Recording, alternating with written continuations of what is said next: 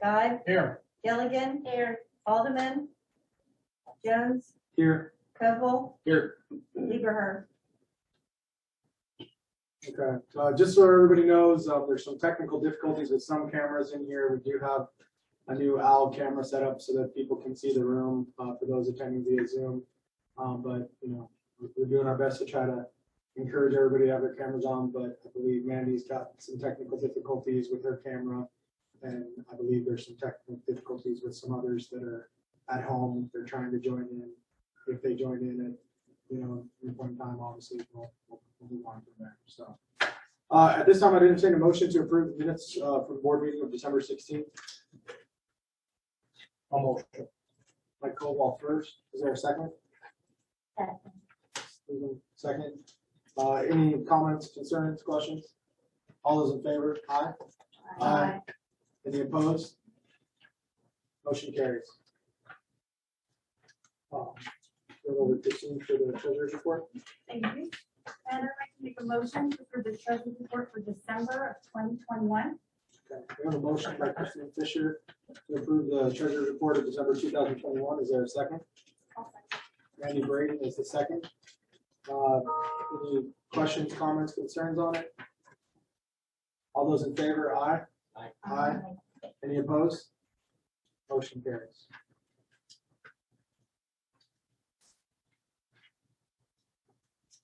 This time, I really don't have a president's report. There's obviously nothing coming on over the holidays at the board met or anything. So we'll move into visitor comments. We've got two, just as a general reminder for everybody, 5 minutes. I'll try to not interrupt you too much at 4 minutes and 30 seconds. So I won't lose your train of thought, but try to keep it to 4:30 and we'll go from there. So I believe the first up is Mr. Clee. To begin with, I must state that while assessing the 2021-2022 school year thus far, it appears to me that during 2021, some of those in positions of PASD authority and discretionary power abused the public trust, and in the process treated children, K-12 students, as mere creatures of the state or possibly creatures of the Pennsylvania State Education Association.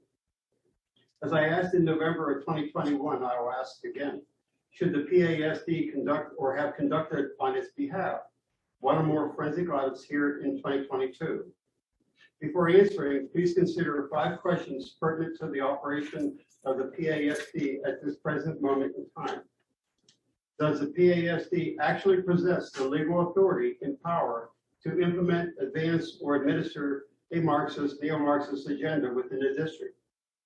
Does the Commonwealth of Pennsylvania or the United States of America actually possess the legal authority and power to have a Marxist, neo-Marxist agenda implemented, advanced, or administered within the PASD? And does any other entity, including but not limited to the PSEA, actually possess the legal authority and power to have a Marxist, neo-Marxist agenda implemented, advanced, or administered within the PASD? If the answer to any of the preceding 3 questions is indeed yes, then the next question should be, upon what basis, in what context, to what degree, and to what purpose? If the answer to the first 3 questions here is indeed no, then wouldn't it be prudent to ascertain whether a Marxist, neo-Marxist agenda is actually being implemented, advanced, or administered within the PASD? You may ask, what could any forensic audit within the PASD really accomplish? But that begs other questions. Questions such as, within the PASD, to what standard should those in positions of authority and discretionary power be held when assessing the shades of gray associated to what is and what is not a violation of conduct, ethics, law, etc.? What would it take for an individual to cross the line and become chargeable concerning conspiracy to public corruption profiteering? How about the line applicable to the abuse of authority, abuse of power, breach of trust, sedition, or even subversion? You may also ask, by what realistic means can a PASD resident know what improprieties are likely afoot within our district? Should a resident feel ashamed if he or she is not willing, on faith, to trust the words of those within our district who would assert that there's nothing to see here, folks. No cause for alarm. Just move along and leave the operation of the district to the education industry trained experts, that is, the administrative and academic professionals. Irrespective of what happens to the PASD Diversity, Equity, and Inclusion Ad Hoc Committee this year, the PASD appears willing to assume the authority so as to exercise the power to corrupt the minds of a largely captive student body by means of a Marxist, neo-Marxist agenda, an agenda facilitated by the federal Every Student Succeeds Act and subsequent actions taken by the Commonwealth of Pennsylvania and the United States Department of Education. Remember? In December of 2021, I became aware of 4 articles pertinent to all this. They are Social and Emotional Indoctrination in Schools by Betsy McCaughey, Why State Bans and Flipping School Boards Won't Stop Critical Race Theory by Carol Hornsby Haynes, Districts Have Unprecedented Funds to Teach CRT via Social Emotional Learning by Susan Berry, and Randy Weingarten's Honest Truth by M.E. Boyd. I encourage you to seriously assess these 4 articles and then proceed accordingly. To help in your research, attached to my comments of today is a copy of Ms. McCaughey's Social and Emotional Indoctrination in Schools article. Thank you for your time and attention. I appreciate it. Thank you, Mr. Clerk. If I can jump in. Let's go ahead just real quick and finish the comments and then we can address Larry. If that's okay, I just want to get the comments. Usual standard procedure is we would deal with that particular comment right away. And it deals with, rather than jump over and have another one to confuse who might be dealing with. Okay, I understand that, but like parliamentary procedure, the way that I know it, right, is this is a school board meeting, the public is able to comment. I'm not trying to. Yeah, that's what I'm saying. I just want to let Jill Sure. give her thing, and then again, if you want to make a comment for all board members, then we can. Okay, I will, but I will also say 6 years on the board, comments would always come after someone had made their presentation. That's 6 years of procedure. If we're changing procedures, I think we need to know that's going to be the case. I'm just adhering to parliamentary procedure, which is what our board is covered by.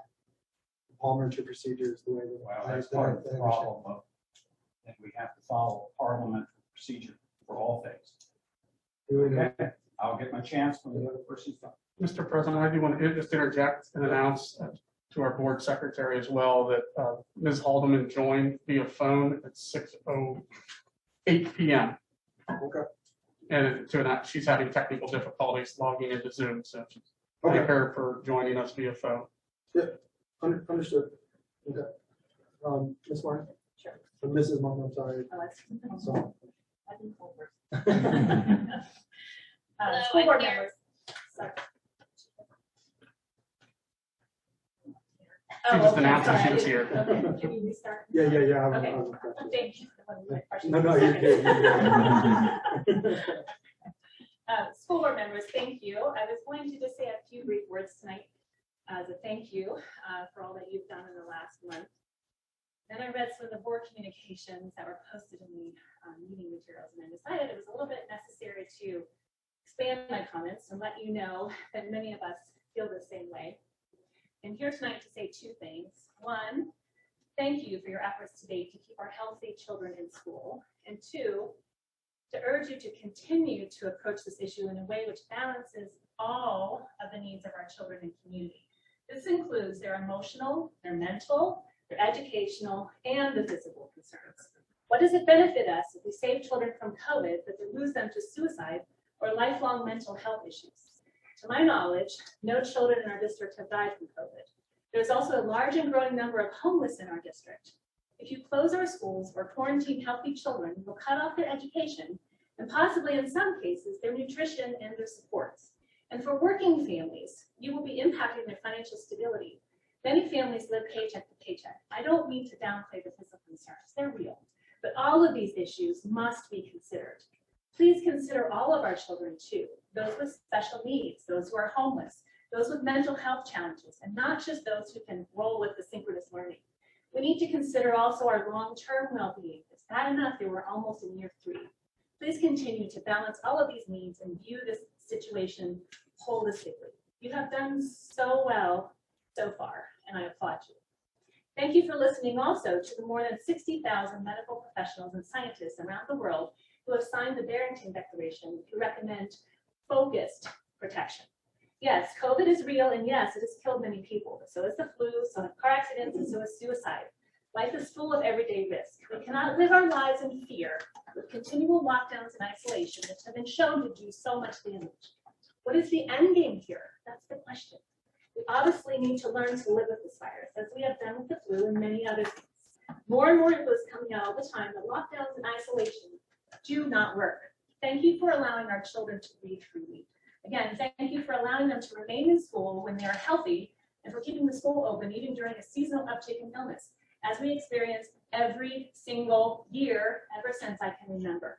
This used to be somewhat of a joke that, oh, the whole class was out with the flu. I have 3 boys in the district. We moved here in May of 2020 after our school in Pittsburgh closed.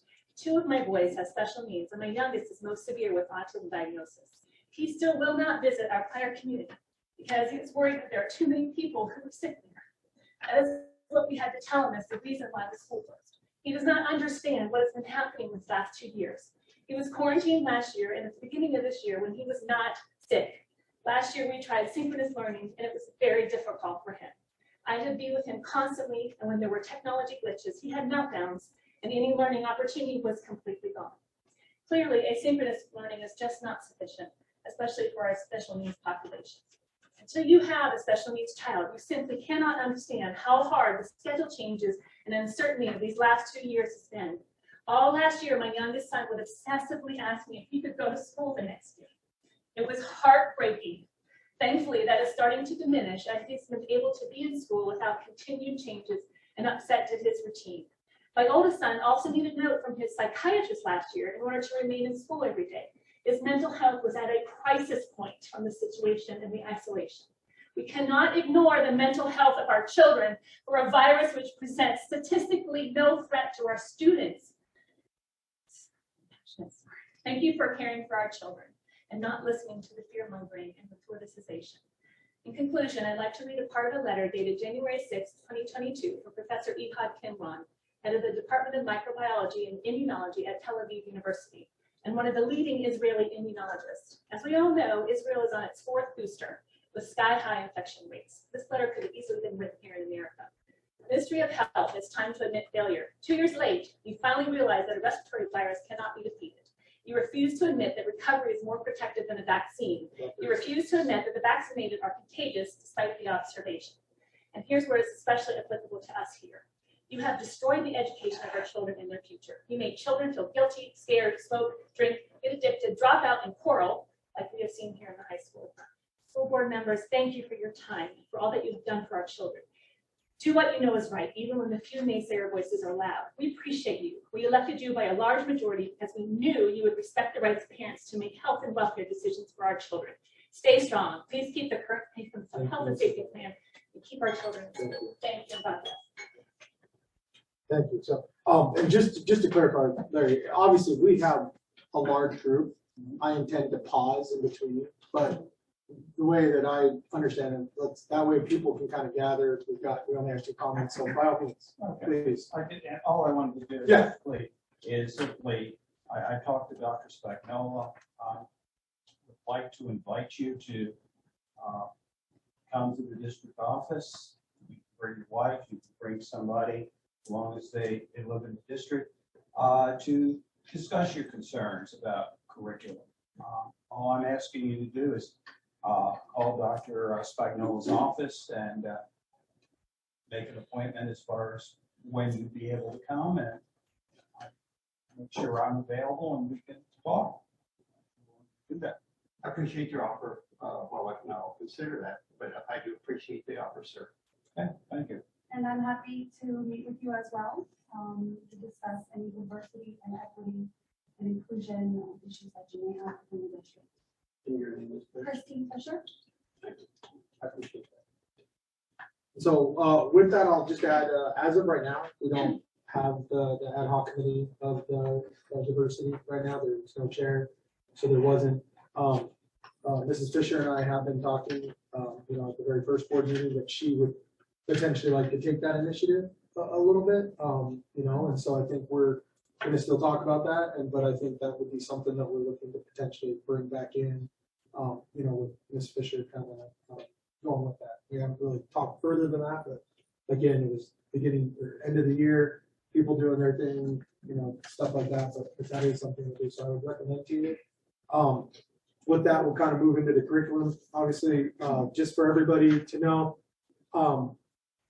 Mr. Guy, as Sue had mentioned in the first meeting, she would be willing to step down as the chair from that and allow Mr. Guy to be the curriculum guy, committee chair.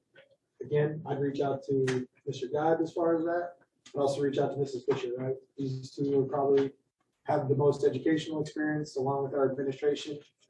So if there's any concerns whatsoever, they'll obviously be able to address it. Furthermore, the last I'll leave with you is I've got a kid in every level of this school district. I'm very aware of what we have our, not weekly anymore, monthly ice cream visits of, hey, what's going on in school, what's going on, whatever. I'm very aware of what's going on, and to my knowledge right now, I agree with Mr. Guy and Mrs. Fisher that I don't know of anything that there. Then, to your point, doesn't mean you don't stay vigilant and continue to watch, but we'll leave it at that. So at this time, I'll turn over the curriculum for you, Mr. Guy. Okay, thank you, Mr. Jones. Yes, 45 years of writing curriculum. Okay, the curriculum meeting took place on December 16th, and it seemed to have been a rather busy time. Dr. Spagnola talked about teacher in service training. That's going to take place on January 17th. There was a review of the proposed high school outreach club. And then there were also statistics, cyber school statistics, Cougar Academy numbers, and English language numbers. There were 2 public comments. Ralph Duquette talked about the Flea Club, Campbelltown tree lighting, and John Ralph talked about school safety. And out of that, we have some motions to talk about.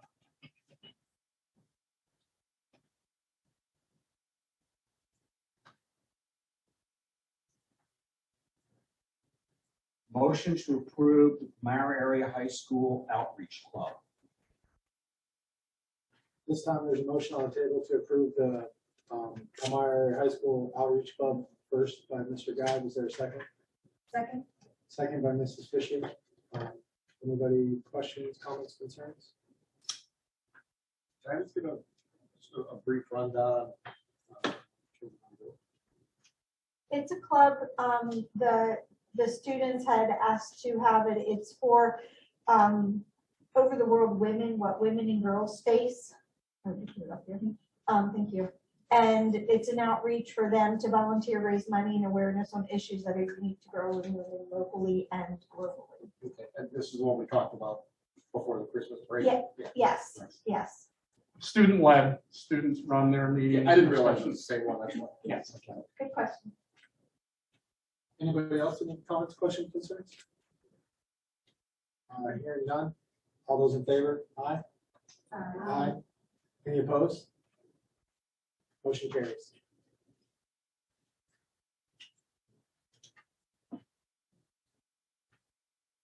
With that, we'll move on to the staffing administration. I think that's it. Thank you, Mr. Rand.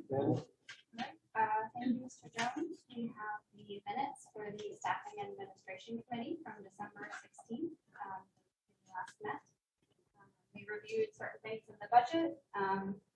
Darcy Brenner Smith provided the board with the 2022-2023 budget timeline for December and January. She also reviewed the preliminary 2022-2023 revenues and Act 1 ramifications.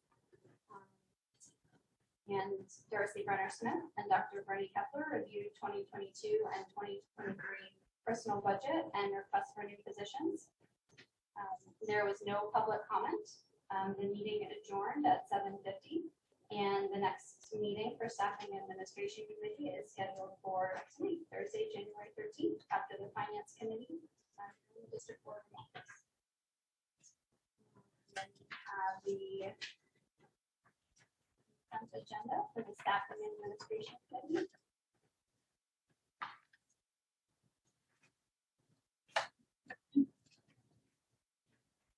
Dr. Pepper, Dr. Spagnuolo, Sarah. First, read the motion in a second, and then I'll. So that would be you, Ms. Green. Okay, so I present a motion to accept the consent agenda from the Staffing and Administration Committee. I have a motion on the table for the Staffing Administration consent agenda. Is there a second? Sue will second. Any comments, questions, concerns, Dr. Kepler? Certainly. Items that you didn't see in committee, transfer of Laura Fitzpatrick kindergarten teacher, looking at our reading specialist vacancy, fill the rest of the year in that capacity. Mentors associated with those two new teachers above, or teacher transfers, I should say. Item 3 is why we have that domino. We have another resignation, a long-term sub left us right before the new year. Item 4, as we always do, special recognition for a soon-to-be retiree. Ms. Karen McCarthy, a 35-year veteran in our Health and Physical Education Department, has announced her retirement at the end of this school year. If you know Ms. McCarthy, a Palmyra graduate herself, she bleeds black and orange and will be sorely missed upon her retirement. We thank her for a wonderful 35-year career. And then in support staff, a variety of hires, transfers, resignations. As fast as we can hire custodians, we're losing custodians. We're trying to keep up with new hires. The additional substitute custodians, current employees in other departments who are willing to stay, work extra hours, and help with our cleaning while we're short-staffed. So thank you to Josh, Sue, and Stacy. Happy to announce a school psychology intern joining us. Couple coach resignations, and then before you tonight are the fall coaches, many of which you reviewed, or most of you reviewed in committee. Head cross country Dave Holland added since committee. High school football head coach Chris Pavone added since committee. Waiting on that after tonight, putting together staff of assistants. And the others, I believe you've all seen, and some volunteers. Anybody have any comments, questions, statements they'd like to make for the coaches or anything, or concerns? I'd like to make one for Mr. Pavone. Yeah, that's I right. think it's the right choice. He's a minor boy. He's teaching in the district, which I think is very, very important. I don't think you can, underestimate the importance of the coach being in the classroom and setting an example. He's also one of my former students. So in that particular Everybody case- is. So in that case, I think he's outstanding. I would echo. I mean, I the only thing I'll say, I did have reservations about obviously the current regime there. I share your sentiments though. I mean, it's been a long month in my house because my sophomore son has been trying to figure out who that is for the last whatever. So last night at 6 o'clock, I sent him a link as I was on the plane. Here, you can finally know like everybody else knows. And so he looked that up and he's happy. Obviously, that's his choice. But I hope that he does well. I think that to your statement, Larry, I think in the district, a teacher, nothing against any other coach that may not be in our district, but I think that definitely carries a good amount of hopefully building the program to what we all hope it can be and complement our school district well. So Hearing no other comments, questions, concerns, all those in favor, aye? Aye. Any opposed? Motion carries.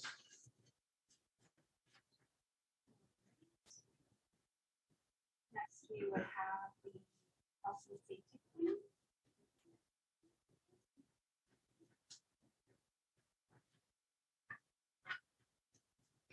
My suggestion here, Mr. President, is that we do, because of CDC guidelines changing, we have an item that was not able to go through committee.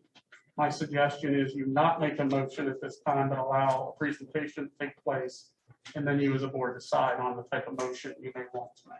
I'm fine with that. Okay. Go ahead. Proceed. So our health and safety plan was written in such a manner that it referenced a flow chart for processes. So tonight, likely the only thing you'll need to approve would be the new processes related to quarantine and isolation guidelines. So I'll do my best, and Dr. Setlock, correct me if I make a mistake, please jump in.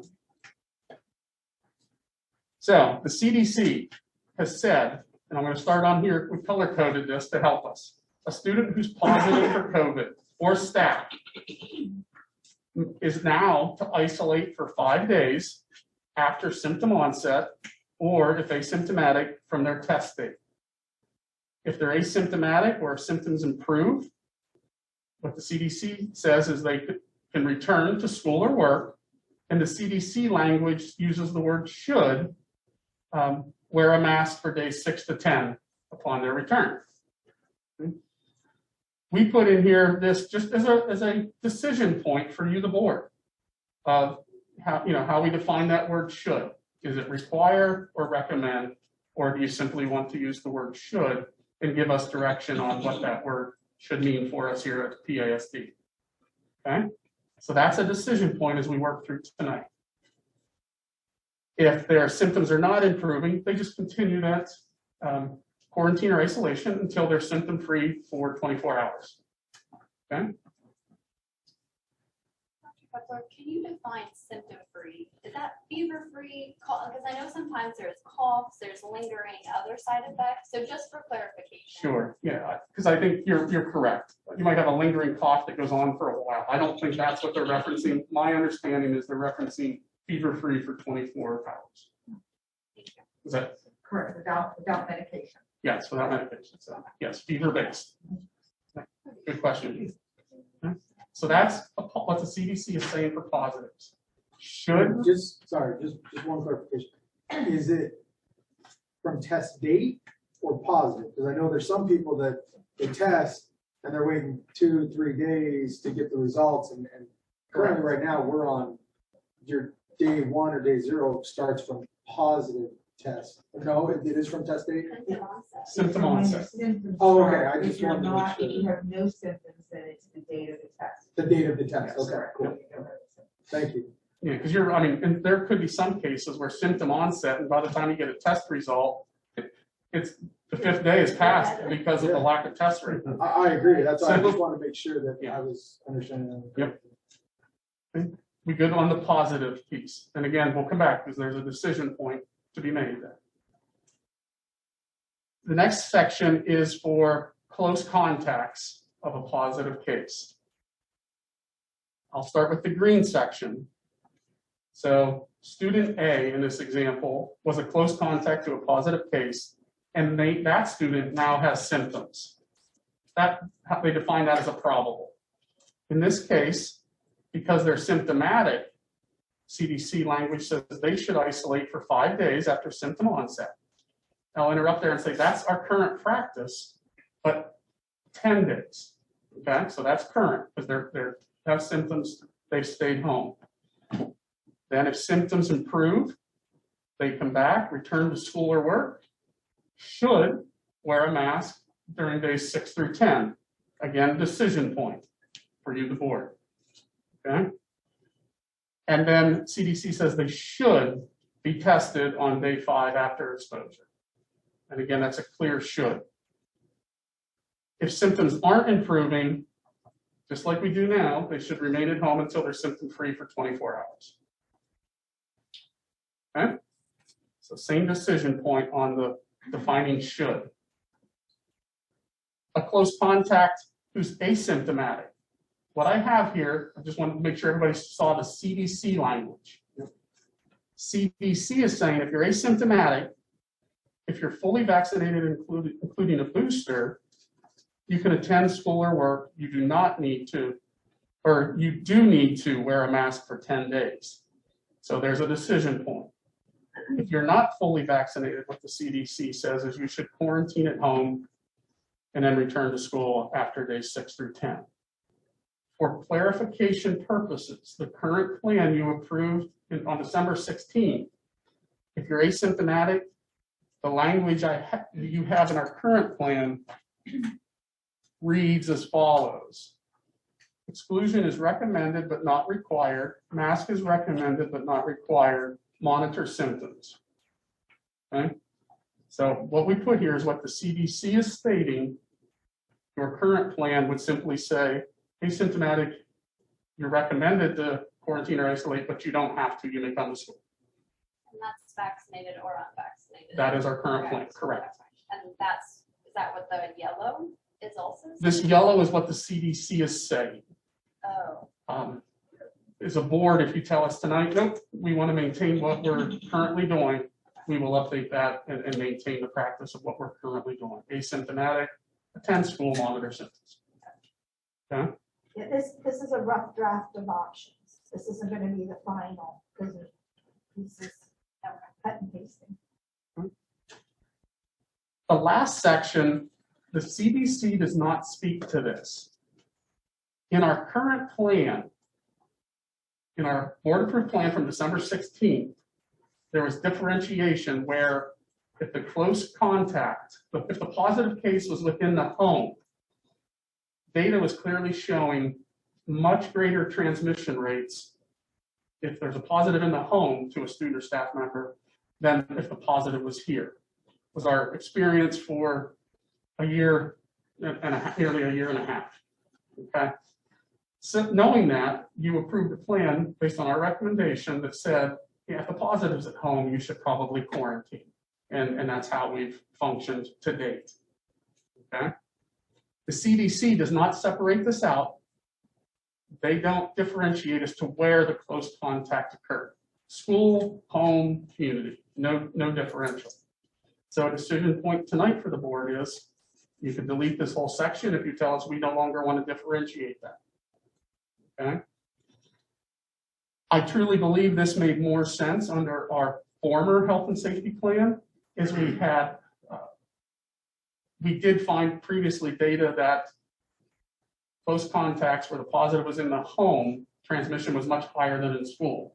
And I think part of that was based on the plan at the time with masks and things of that nature. But where now we're seeing more spread in the school setting. I can't say, you know, I'm not a scientist, I'm not a medical professional.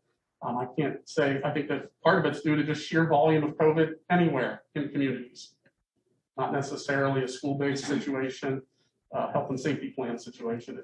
It's out there in greater quantity. So we're seeking direction tonight on whether you would want to continue that differential or just say, no, we're going to treat all close contacts in the same manner. So those are the CDC-based guidelines with a Palmyra twist and demonstrating the decision points before us tonight. So do we want to start back and say here? So I would like to start back and say, back to your should. I deal with that word and shall exclusively in my own business. And that's national code written, it's building code, fire code, life safety code, whatever. I will tell you the exact definition of should is a recommendation, shall is has to happen.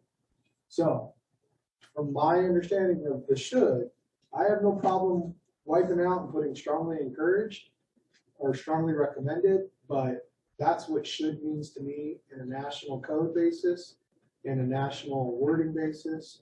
Shall is an exact, should is a recommendation, and as such, we should follow that language. That's universally accepted. Should and shall are very different wording. So I know some people in the community have some issue with, going against CDC, whatever, but I just want everybody to understand from a legal perspective, I guess, if you will, and I'm no attorney, but when I deal with code and I'm reading the book of what I have to do and what I can do or don't have to do, when it says should, it's, to be honest, we sometimes agree, we don't agree, but when it says shall, there's no wiggle room. Sure. So No, I would like to see whatever language in there where it should.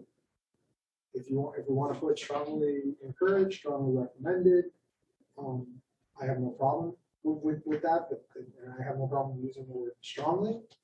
But required, I can't say that should be the required. I would agree with you on the definition of should and shall, Yeah. absolutely. So anybody else have some concerns or? Yeah, I come from the same environment, but in 30 years, should and shall was the two words. To me, they're clear. So I suggest very much what the CDC said, that should.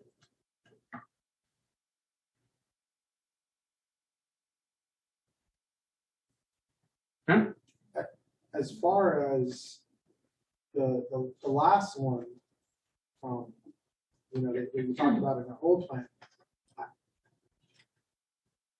I can tell you, we last year had COVID in our house, but it was only my wife and I miraculously that ended up getting it.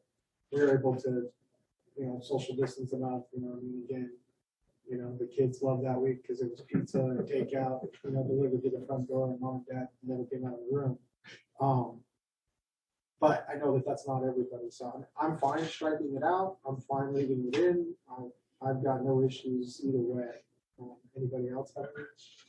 As far as the blue column? Keep it, not keep it? I'm in support of getting rid of it at this point.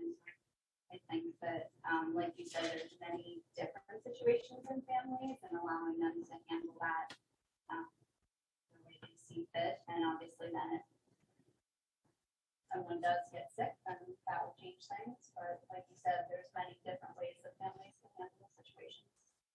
I'm in support of removing that as well. Anybody else in support of removing that?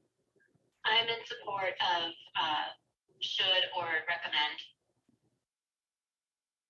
Well, we're past that one, Alicia. Now we're on to the blue column of the within the home close contact. Mandy's in support of removing it. I'm indifferent either way.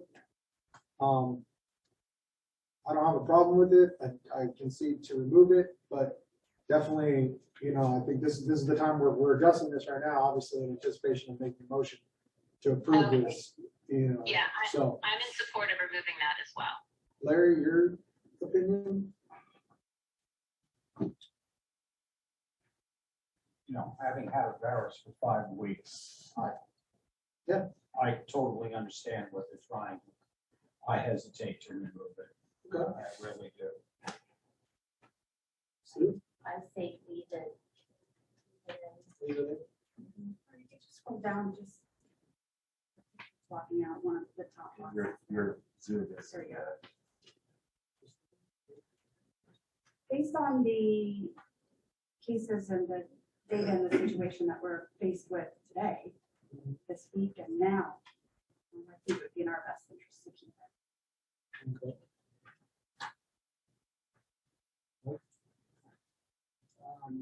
Okay. I had COVID, ran with my household as well. And then we kept our kids home, but we also would have made that decision for ourselves regardless. So I understand, I think the reasoning, but I'm also willing to take responsibility for my kids and make the right decision. So I'm okay taking it out. So just so I understand, I know that we would have it in there, but they would still fall under the same thing that we're falling under right now, right? If they don't have symptoms, we're relying on the parents to say, hey, they don't have symptoms. We're still sending them to school even though they're in the home. Right now, if a parent reports, according to our board-approved plan, if a parent reports somebody in the home is positive, that student is quarantined. The student, The city. not, I'm talking about the close contacts, like a brother or sister or something like that. That's what that's what I understand that column to be. The siblings currently, if they are unvaccinated, they are asked to stay home. If they're vaccinated, they're able to come right back to school. But if they're not vaccinated, we're asking them to stay home. But it's a recommendation under our current plan or a requirement that they stay home? Right now, it's a requirement. Okay. Under the current plan. And for the record, This would we be- do not, I know We you tell don't, parents- I don't want to put us on the ledge. no, You know, have to. I understand where we're going. Just with think that. for clar- 10 days. This is decreasing it to 5 Yeah. days. and for clarification for our public tonight, and if any board members unclear, we tell a parent, your child, they're a close contact of a positive in the home, they are required to quarantine unless they're vaccinated. Parent says, my son or daughter is vaccinated, we say, okay, thank you. As a result, they don't have to quarantine. We're not collecting vaccination cards. We're not doing anything of that nature. So that's been the current model. Yeah, so I guess we'll go to that. I'm gonna say, I'm sorry, that probably doesn't make good. I'm fine leaving it in there if you're in the home, under the current plan.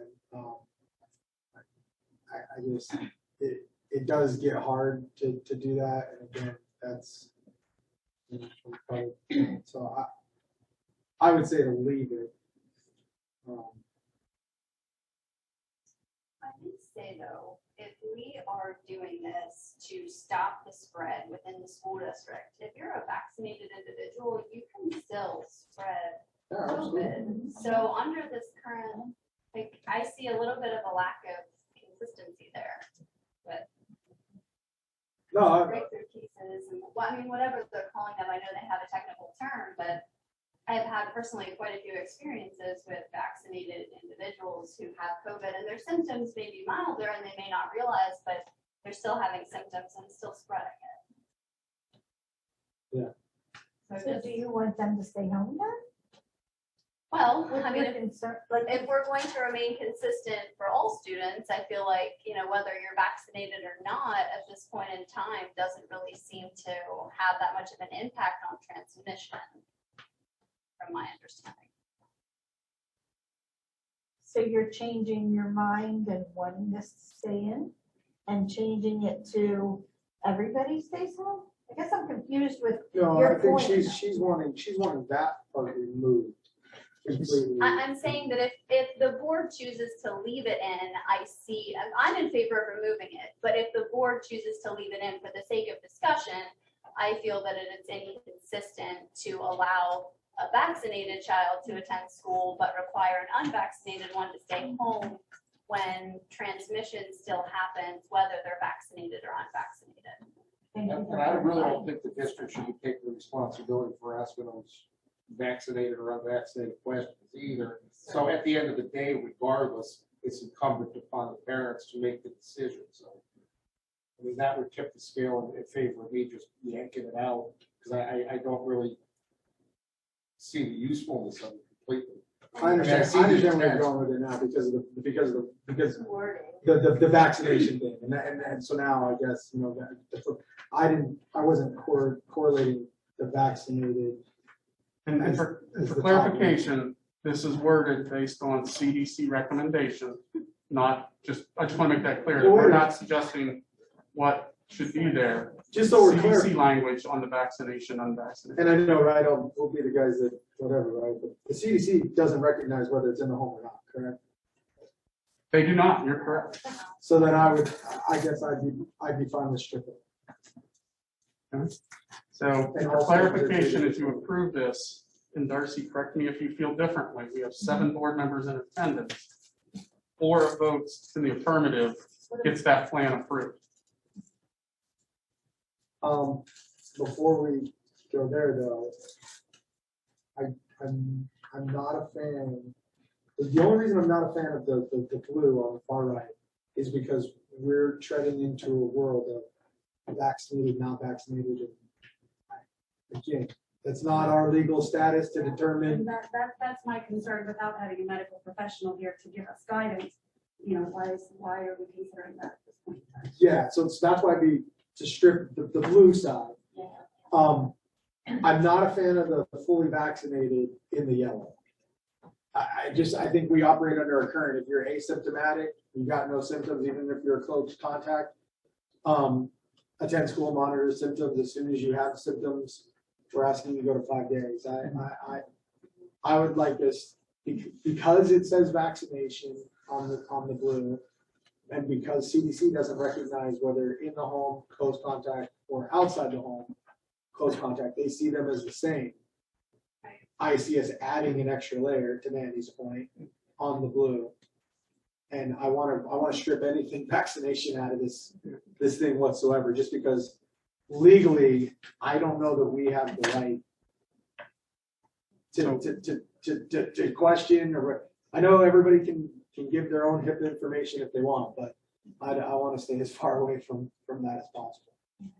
And then the COVID-19 vaccination does not fall under the current state mandated ones that we require That's correct.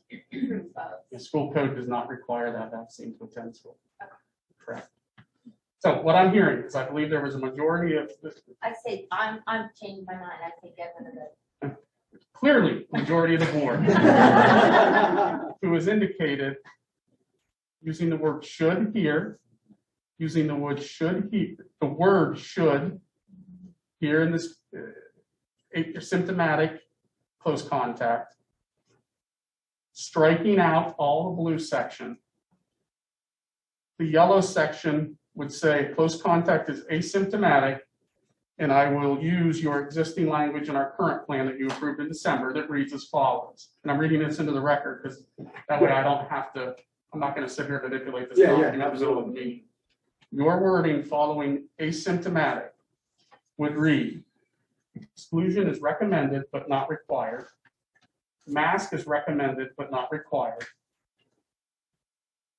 Monitor for symptoms. If symptoms develop, then you come over here to symptomatic and you isolate for 5 days. That's what I would say. So with all that said, and everybody, I think understands, do I have a motion to approve a revision to the health safety plan based upon the revised wording that we will finish out changing based off the reading into the record? You have a motion on the table to do that. Motion to approve the updated health and safety plan for the board recommendations. I'll second. So I've got a first from Mandy, a second from Mike. Again, does anybody have any questions, comments, or concerns that they want to? I know I'm part of the public and I really hate. I'm sorry, you can't. I'm just asking why this isn't being done at a committee meeting. I'm sorry, sir. Because we brought it here. We have the right to bring it here. We're talking about it in a meeting. We're talking about it in a public forum. The health safety plan was on the agenda. I'll be completely honest with you. I was actually very shocked that more people didn't fill this boardroom to talk about it. I've made. Let me just give a timeline of this. This board came in as a new board on December 2nd. On December 2nd, we specifically talked that we wanted language change of the health safety plan. We wanted it to talk about optional masking. We wanted to talk about quarantining, and it was very public in this meeting. The next meeting on December 16th, we had 2 people come and talk. One about baseball and one about the solicitor. Not one public comment came knowing that the health safety plan was on the agenda. Again, tonight, the health safety plan is on the agenda. It's released at 6 p.m. I encourage everybody to come. I get the emails. I appreciate the emails. We're going to address those in the next section. But here is where, to Mr. Guy's point earlier, right? Here's where a little bit of dialogue can happen in a public comment. And that's what we're gonna say about that. So I've got two motions on the table to approve this as we changed it. Does the current board sitting here today, Alicia, do you have any other questions, qualifications before I call for a vote? Dr. Pepper. I would, go ahead, Alicia. Oh, no, so sometimes it's kind of sketchy when I hear you guys, but I just want to make sure I'm understanding. So we are getting rid of the vaccinated wording within that flow chart. Is that what I'm hearing? That's correct. Okay, I am 100% on board with that. I have a, And also the blue column. Yeah, and the blue column. Yes. Yeah, I understand that, So- yes. Okay. just procedural question. Yeah, absolutely. Please. So we're talking, we're having a discussion, we're talking about changing this. So what we're doing here, the vote will deal with the changing of it. However, the motion to actually put this into our policy will be next time. We're No, not I'm voting- gonna entertain another motion after that. I'm entertaining the motion right now to change this. And then I will say that I'm looking for a motion to amend this into our health safety plan as well. Mr. President, if I may, Absolutely, Dr. Pepper. our current health plan, Mandy and I looked at this today, section F, I think, references this flow chart and processes.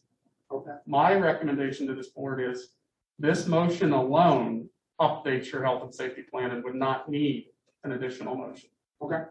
Yeah, and if you see it that way, I'm fine with that, but my intent was that we needed the motion to change the flow chart and then another motion. If we don't need another motion, that this amends the health safety plan to that, that's what the motion is on the table. Another option under Robert's rules, somebody could make a motion to table this motion, second it, vote to table it, reword your motion Yeah. to include the update of this plan as discussed this evening, updates our health and safety plan. And redo that motion and move from there. Dr. Pepper, can you clarify on, I think, The effective date? yes. Yes, I'm planning, yeah. It's been, I've been waiting for that one, yes. Okay, I just wasn't sure. That. No, but thank you for prompting me. I see a slippy slope that we're going down here. Yep. I saw the same thing, and again, I've been out of it for 3 months. I apologize for not being here. But I think I got my act together, and back in December, something happened that in fact should have never happened with the solicitor. This board has the power to make any changes it wants to, but there's a procedure. And when we changed solicitor, we had discussion, and then we passed the motion. It was always, it should be worked out in committee. The committee then comes up with a proposal that becomes a motion that is then heard at the next meeting, and we vote on it. Somehow I'm getting the idea that the same thing's happening here, and there's such a thing as called the Sunshine Law. And to my mind, and I've talked to my solicitor friends, we violated, or I didn't because I wasn't here and had nothing to do with it. But this board violated the Sunshine Law when in fact they fired the solicitor. Not that you didn't have the right to fire him. You just didn't use the proper procedure. And I kind of see it this way again with this. Now, is this the way we're going to be doing things? So let me answer that for you. So first of all, for the last, I don't know how many years, this board has hired a solicitor at every reorganization. Okay? They don't have a committee about it. They've never done it. It's at every reorganization committee, they hire the solicitor. So to state that it's come out of committee to that, I don't agree. I will disagree. We'll have to agree to disagree on that. Well, It was on the, it was on the agenda, it was administration. on the agenda to hire a solicitor. So it was on the agenda, it was known, it's known every December, 2nd or the first week in December. It's known every year that you're going to hire a solicitor. The fact that it's a different solicitor, we can split hairs about it, but it's known that a solicitor will hire every time. what we're doing is we're doing exactly what Robert's rule says. We're talking about this plan, which is why I said I thought that we needed two motions. If we need to go and table this motion and re-amend it for Dr. Kepler, we kind of really don't see the need to because it's already been addressed in our health safety plan. So trying to move this forward, whether the vote is what it is, we're perfectly capable of voting no, we're perfectly capable of voting yes. If you don't have any other comments, I'm not saying that they're not valid, but I'm just saying we're gonna have to agree to disagree on that statement, right? That's it. I don't see that we're doing anything different than whatever. And I just as other people have asked us to reopen what prior meetings have done and prior boards have done. Except we're not allowing public comment on this. The only problem is though, here's the problem. This was on the agenda that was released at 6 p.m. last night. It was on the agenda. Everybody has until noon, the day of the meeting, to submit, to comment on what's on the agenda. Mrs. Martin submitted to talk about the health safety plan. Anybody's willing and fully open to come to this meeting and make a comment about what's on the agenda. So it was there. By sunshine law, it was there at 6 p.m. If you didn't feel it important to come talk about whatever may or may not happen, it was on. It's publicized. And that's the part that everybody has a hard problem with, right? Well, I didn't know. I'm sorry, but at 6 p.m. Wednesday night, it was published. It was motion to approve updated quarantine and isolation guidelines associated with the health safety plan. Whether or not you know the exact wording of that, then you know what? Here's an idea. Submit a comment that you want to come talk about. But I can't just sit here. I mean, this is. I mean, You are making a drastic change. Whether I'm not. I don't disagree with you that we're making a drastic change. But we're making a drastic change based on CDC recommendations that the CDC recommended themselves. Dr. Kepler, haven't multiple other school districts in the area also updated their health and safety plans to the new CDC guidelines? My understanding is in county, other districts have already updated their plans as per the new CDC guidelines. It is typical. I agree with both Mr. Guy and Mr. Jones in that Mr. Guy is accurate in that typical flow is we discuss items in committee and then it goes in the next meeting for a vote. With that said, there are times personnel hiring comes up, items are added with an asterisk. They're on the agenda, announced publicly the day before, and there was visitor comment tonight prior to the motions. This is a ever-changing topic. Frankly, by the time we have another board meeting, CDC could change things again. Absolutely right. So it is one that having a vote tonight was advertised, was listed that it doesn't violate a Sunshine Act of any kind, and meets the threshold of communication and what we needed to do. So both of you have valid points and are. I'm just trying to clean it up. I'm trying to clean it up so that there's no questions and everybody understands that. So with that, we have a motion on the table. Is there any more comment, question, concern on that motion? I'd just like to make one point that in reference to the CDC guidelines, if we remove the vaccinated vocabulary, it is no longer the CDC recommendation. It is not. It doesn't parallel or mirror the CDC recommendations. Agreed. Correct, and nor would the asymptomatic. Yeah. Their close contact by CDC is still to quarantine according to their guidelines, and we're saying if you're healthy, come to school. It's recommended to quarantine, but you may come to school. So that said, I would motion that we have a motion and second already on the floor. On that. So right now we're going to take a I was going to ask the table. Okay, so I've got a motion to table. Is there a second? I'll second that. So we've got a motion to table. All those in favor? Aye. What are we?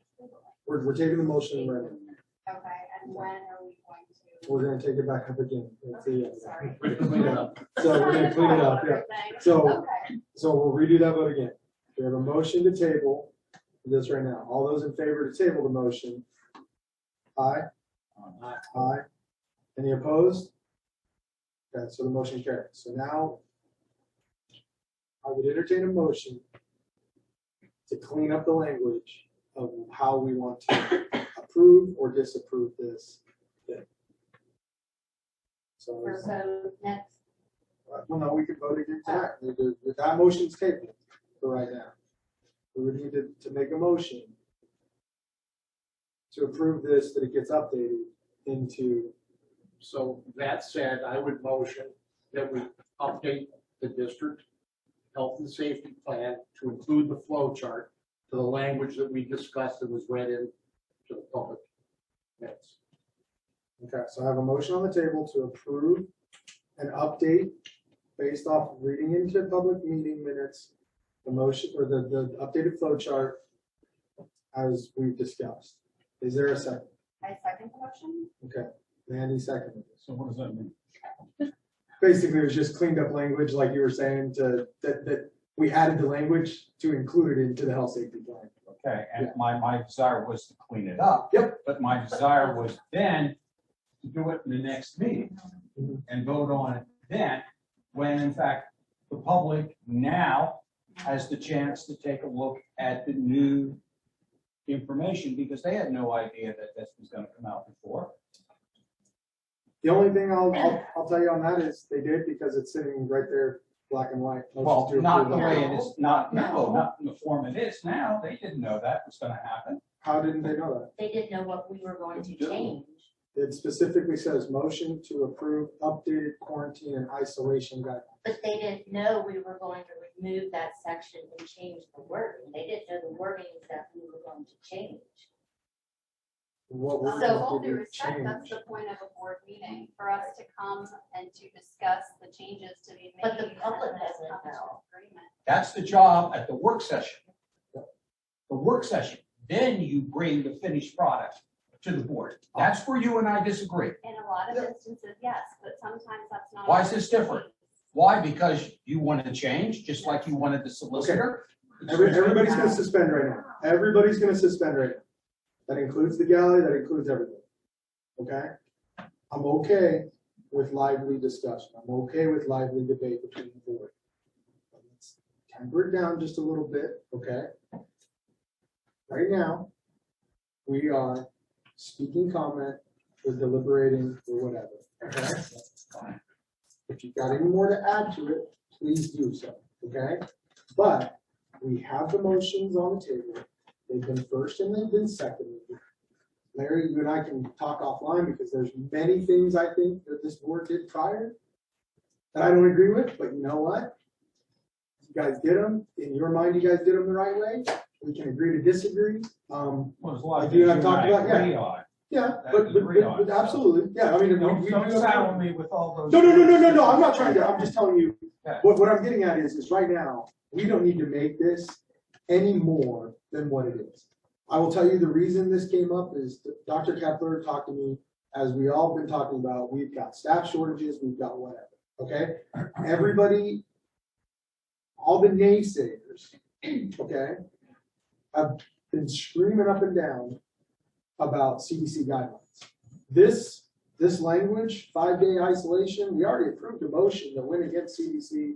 Technically, if you want to go to the technical things of if you're healthy, come to school. We've already done that. That language is already there. All we're doing is cleaning up right now. We didn't change any words of should. Those have been in our current plan right now. We tell everybody right now, it says should wear a mask, we're optional wear a mask. Right now, it says you should quarantine, we're optional quarantine, as long as you're asymptomatic. So the public knows exactly what we're doing. The only thing that we did here is Dr. Kepler recommended that this would potentially help from a staffing standpoint. That 5-day, going from a 10-day isolation down to a 5-day isolation, which is what the CDC now recommends. And I'm going to tell you the whole problem with this whole thing is the CDC can't even get it right on what the current, threat of the day is, right? It's isolate for 10 days, test on day 7, no, now you can do that. No, but if you're positive in a certain work environment, you can come to work with wearing a mask, you can do this. Again, I said it at the first board meeting, I'm tired of having this discussion. To Dr. Pepper's point, 2 weeks from now, CDC could come out and say something completely different, and given the times right now, we're gonna have to take it up then, right? I mean, it's just, there's certain things that are gonna have to be taken up uncustomary, but within the parameters that parliamentary procedure, Robert's Rules of Order, and Sunshine Law allow. So, is there anything else that anybody else wants to say to it before I call it? The last thing I would ask, Mr. President, is the effective date of this. Can we please wait, allow tomorrow to be a communication day and make these changes effective next week? Monday's an in-service day, Tuesday is the next student day. That would help administratively a great deal. Is everybody okay with that just being amended in, and I don't need to table it to re-amend it to say that, or are we okay with just saying Monday is the effective date of this policy, if it chooses to pass? Is everybody okay with that? Okay, so we have a motion and a second on the table. All those in favor? Aye? Aye. All those opposed? No. From what I hear, the motion carries. Just to comment on my no. Yeah. I voted no because I thought the procedure was wrong. So, Not that I disagree with the motion. completely understand. And to confirm with our board secretary, I had 6-1. Thank you. Okay. So, on to board communications. And here's where I've got a few comments on the situation. I'm gonna try to keep it short. But to go back and wrap up, Larry, I would be more than happy to work with you, Christine, everybody on this board. The rules got set forth, right? I'm not gonna say that they didn't benefit or whatever, but I've talked to some of my fellow new members that came in. I would love to see us as a board change the board policy for the reorganization. I would love to see us do this. The first Tuesday of every December, we come in and reorganize, period. We elect a president, we elect a vice president, and we get out of the meeting. No regular board meeting after that, no anything else after that. I would be more than happy to support that change with you. I think that's something that the board policy will do. I think it'll help clean up to what you were saying, to what some people were saying. But just so we make no mistake about it, the current policy and procedure that has been in place was every reorganization meeting, they hired a solicitor. And I want to keep it at A, they hired a solicitor. Whether it's solicitor A, B, C, D, doesn't matter. We hired a solicitor. So to bring a new solicitor is within rules and regulations because it's been done forever. Now, I'm not saying that that's right. I'm not saying that it's wrong, but that's what happened. So in an effort going forward, I think that's what this board should take up to amend our policies, that we do a reorganization meeting to reorganize just the board and do no other business other than that, so that everybody then is completely, as you know it, and as everybody's bound by Sunshine Law then. Everybody's sworn in, everybody's bound by the obligations of their office, no issues there. So that's what I want to say on that. Okay, and again, I don't have any problem with that. My concern is on the solicitor that the change was made, and it was, I have to use the word, it was a radical change. Yes. Radical change in the fact that I wasn't told it was going to happen beforehand. I was not asked for my input in it. And this is a group where the power is shared power. It's not individual power. And it looked to me like you folks got together and decided that this was going to take place and never bothered to tell 3 existing members, and that if it took place outside, that is a violation, because those decisions are supposed to be made inside. You don't decide you're gonna change until you're sworn in, and now we're sitting in a meeting, and now you do that. That did not take place. Mhm. It was simply sprung on us, and that's not the way it operates. What concerns me is what other changes are going to take place that we're not going to be included. And I'm not asking that I know every meeting. I'm not asking that I be told everything that's going on. I'm demanding that I know everything. Just like everybody on this board needs to know. Because otherwise then you have people filing right to know, and those things get very, very expensive. Absolutely. And you and I had this discussion as far as the lawyers are concerned. Why do we have a Philadelphia lawyer coming in? And you're on the board for one meeting and you come in and make this change. So the question that's out there in the community that I keep hearing is what's the connection between you and those lawyers? Okay, Where so did you hold get on. the name? Stop, Those are stop, the things that stop, are there. stop for a minute, Larry. Again, I told you. Well, Stop no. no, but stop accusations back and forth. That's Just what tell I me. will, that's what I will not tolerate in this room, in this board.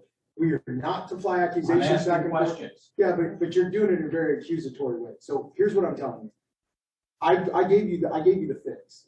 The fix is don't put it on the meeting agenda that I have to come in, not sworn in, not bound by sunshine law, not bound by anything. Don't put it on that meeting. And I'm willing with you right now to help fix that. Let's fix it. The problem is it was on the agenda meeting. So if I have to come to a meeting prepared to do a vote, I have to do my due diligence.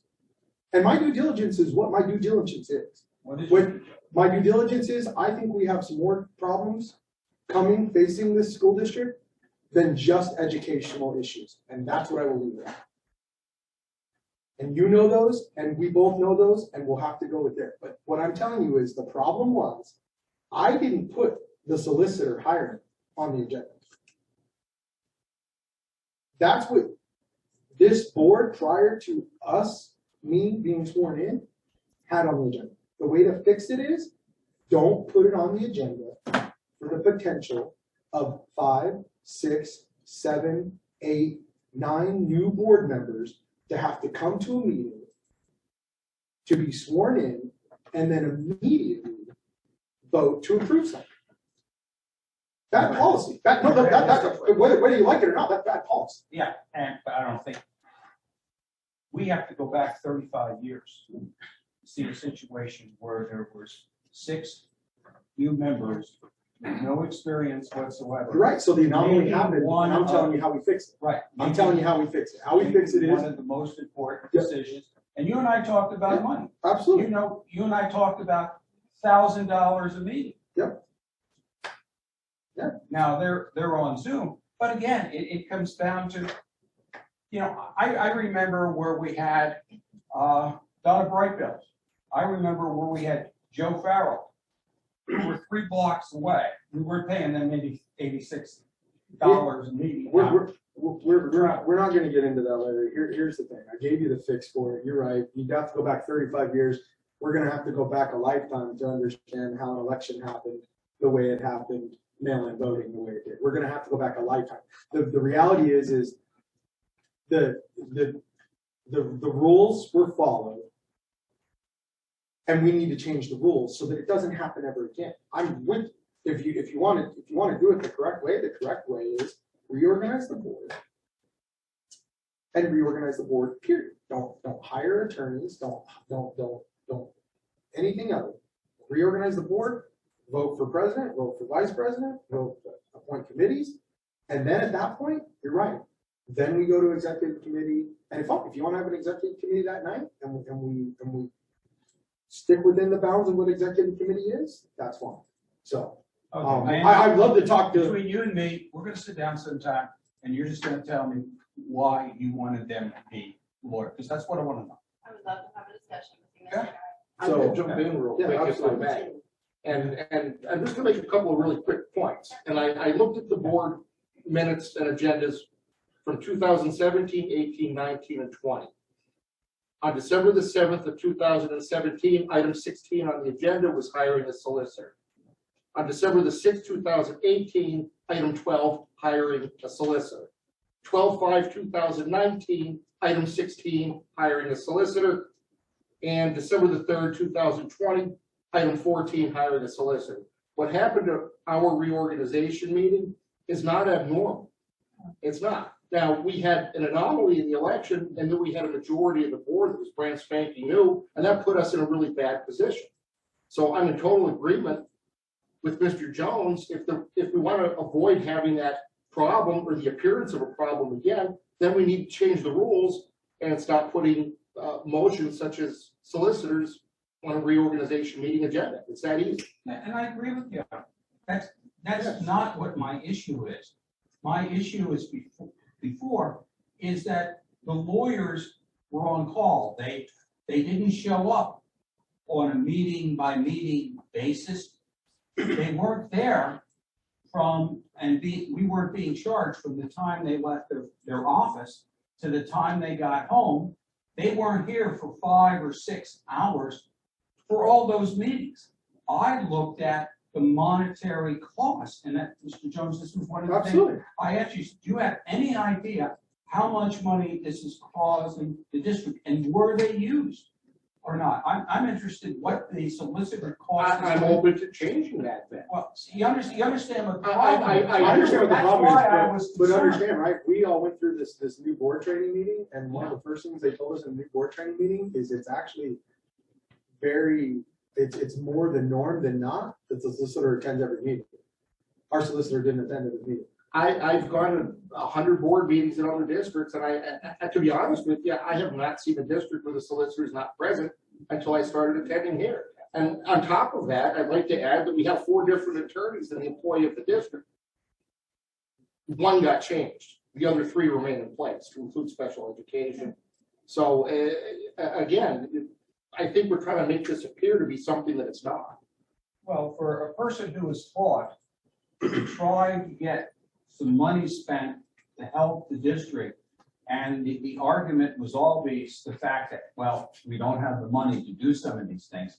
And now all of a sudden, we're spending extra money on solicitors. I'm just concerned, come June, when we go to pass the budget, and we take a look at what we pay for solicitors, the legal fee, what are we gonna cut? I'm open to that conversation. And that's right, I'm just So saying here's that, the I'm thing though, concerned right? about that. So, but here's the thing I'll tell you, and we need to really chew it on. You've not given any benefit to the doubt that I will be opposed or in favor of a cut. You've already made an assumption that I or anybody else new is going to cut in favor of somewhere else. And we haven't even been presented a budget. So that's an unfair assumption. Yes. And I'm gonna tell you, same commitment you and I've had from the get-go. I will work with you hand in hand. I've talked with you numerous times. I've talked with Ms. Fisher numerous times. I'm not about a strong arm. Like I told you, that's why I'm there. My next comment to this is, my thing is communications. All of a sudden, within the last 6 months, we changed the communication rule in this board to start allowing people to hijack communicating to the board. This has never been a practice before to allow just straight board that they get to just throw stuff onto an agenda from the get-go. Dr. Could you just provide a little bit of context here regarding the board email and why and how this is happening? Sure. I don't remember the exact time frame. I think Mr. Jones is relatively accurate within the last 6 months. The board was faced with what goes on board communications. There's nothing that detailed that. Historically, it had been the board gets a letter from the Red Cross that says, thank you for your support of Jump Rope for Heart. And that was put on there as board communications. That's one example. We ran into the issue where two members of the community, one submitting board email saying, I thought it should be listed there. It lists board communications. I sent a board communications. It's not there. And then the counter of that a citizen saying, wait a minute, I don't want my email to the board to be on the agenda. So the intent of the board was simply to create for the citizen an avenue where they clearly knew if I email the 9 board members individually, it's a communication to them. I don't expect it to be under board communications in the agenda. If I email board at TASD, then I was doing that because I wanted that correspondence to be part of board communications. So that was the background. It had good intent. Yeah, oh, I think the intent was good. And to follow up, just so that it's all public comment, I have asked Dr. Kepler to reach out to fellow districts to find out what their procedure is. And to be honest with you, I'm shocked that only 2 out of 8 or however many. Those that responded in IU13. Yeah, those that responded, only 2 out of I would say it was definitely a minority. Correct. Of the group had that form of thing. So it's kind of like having the cake and eating it too, Larry, where we go with normal procedure on one hand, but then this one. And I'm not trying to say that I think we eliminate it. I'm just saying, I think as a board, I would like to discuss this because the way that this is being used is, to be honest with you, I just don't think correct. I read every one of them. I know you and I, Christine, have talked about them.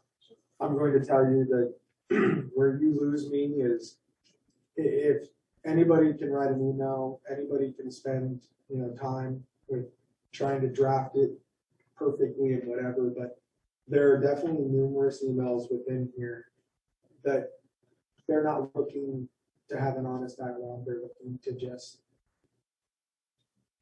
pull the pin and throw it in. I'm not interested in that. I'm not interested. Everybody I do respond to, I give my cell phone number, and to date, nobody's called me. So all I'm going to say is nobody wants. I'm more than willing. To Mr. Guy's point, he reached out to Mr. Klee. To Christine's point, you guys reached out. If we want to have honest, fair dialogue, and Larry, you and I have had very good conversations. We've agreed to disagree some, but we've agreed a lot. You know what I mean? We've had very good conversations. But we've had conversations.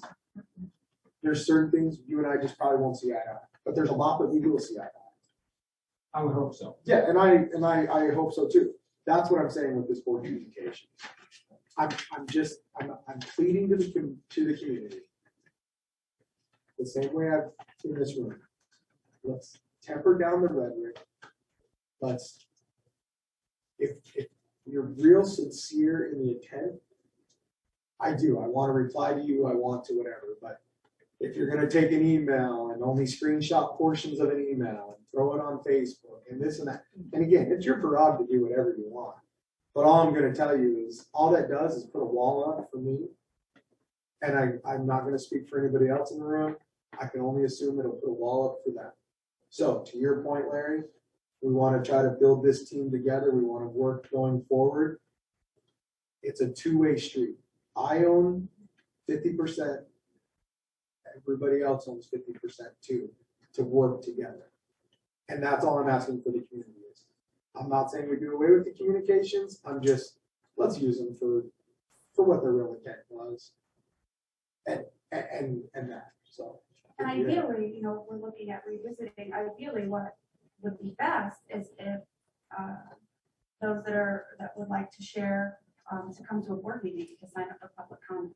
I think, we invite that at each meeting as well. We're seeing we have some very volatile public comments at board meetings. Very true. So it's the same thing. I hate to, criticize somebody who sends in an email because some of the board meetings they had in the auditorium, they felt very intimidated. And exactly the same situation. So I think we got to be careful what we're throwing out or. Yeah. Well, but I think to your point, right?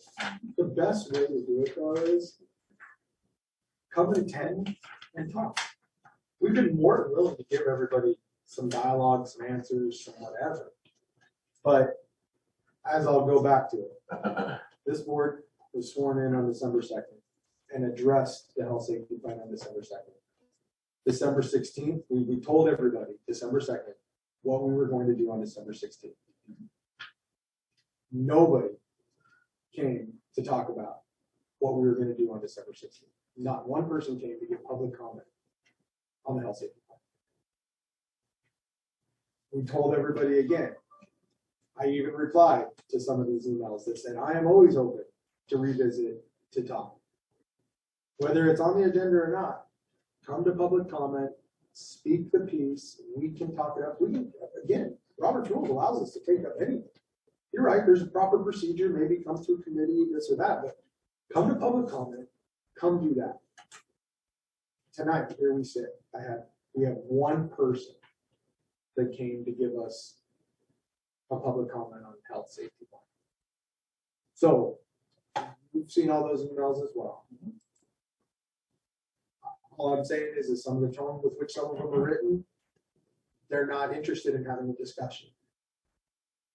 That's what I'm getting at. So if we're not interested in having a discussion, I'm letting everybody publicly know. If you're not interested in having a discussion and we can walk away and be amicably of, hey, we're just gonna have to agree to disagree, the wall's up for me and I don't know what else to do. I don't know how much more to be transparent. So. And using your own comments on some of those, there were both sides. Oh, absolutely. I'm not, We can't, absolutely. You know, both sides were guilty of what you were saying. And that's what I'm saying. Nobody else other than one person came to give public. I mean that across the board. Absolutely. So same with budgets, same with anything. So that's my soapbox for that. Does anybody else have anything on communications or anything? With that, I'll accept a motion to adjourn. So moved. Larry first. Mike Koval second. All those in favor, aye? Aye. Any opposed? We're adjourned.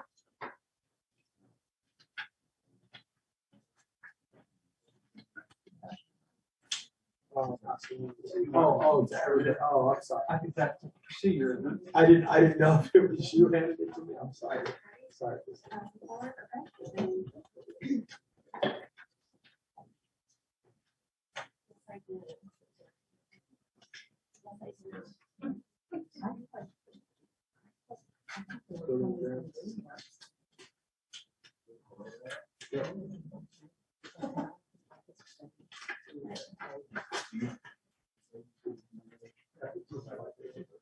No problem.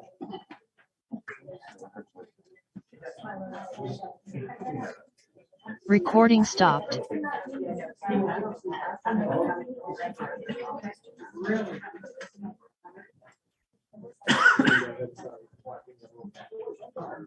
But we're gonna go into the building grounds committee. Mike Koval. All right, I really have nothing to report except that the solar panel conversation is still on the table. And I think that's the only thing we really discussed at the last building and grounds committee meeting. It wasn't even really a discussion, so.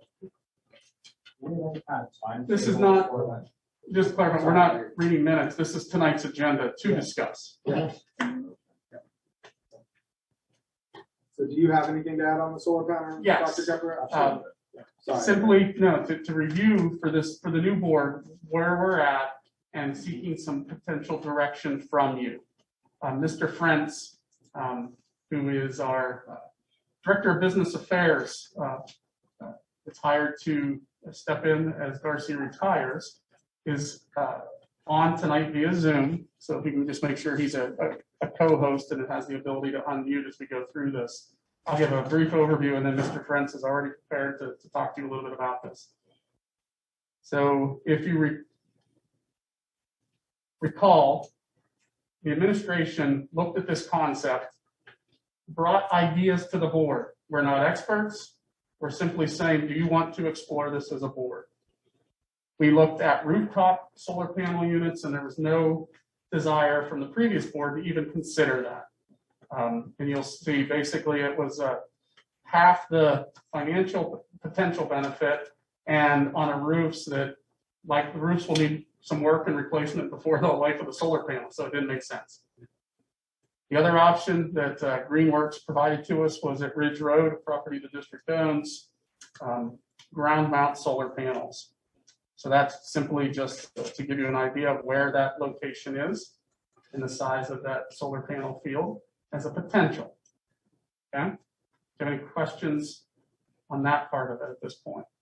Is there a bigger blow up of that? I'm trying to. So this is, No, Ridge where- Road where is it's here, at. so you're Oh, okay, driving okay. down, Okay, parking area, all the fields are down so in it's this really area. not the other, but I was kind of wondering if it was the other parking area that they use. But It's kind this is off to the right. As Correct, as you're going down in. Okay. It's not, I'll say that's not usable property based on slope, et cetera. Currently, the rec sublets to the local farmer who, I want to say they get, it's a minimal amount of money per year fee that this is baled for hay. Okay. Okay? It's more of an exchange that the mowing is done for free in exchange for the hay. It comes out the yeah. rec. Okay. So that's the location of a proposed idea, should this board say, yeah, consider it, continue to investigate.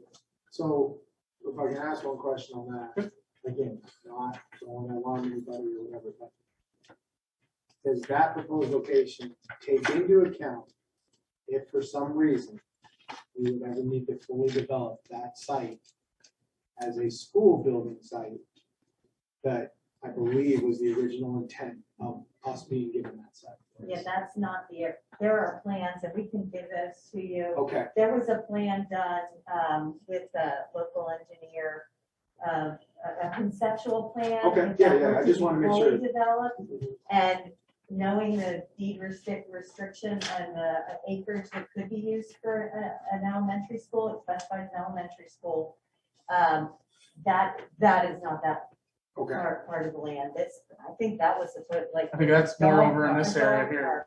Yeah. Yeah, but Okay. no, it's clearly. Yeah, I just wanted to make sure that, I mean, I assumed it was. Yep. And that's a great, segue to, should this board say, yeah, we want to explore this further after you see some of the financial elements of it. One of the first things that we would do is work with our solicitor to contact the Hershey Company, drafting a letter regarding the deed restrictions, because it's very specific in the deed when the Hershey Company gave this land that it needed to be utilized for recreation and construction of an elementary school.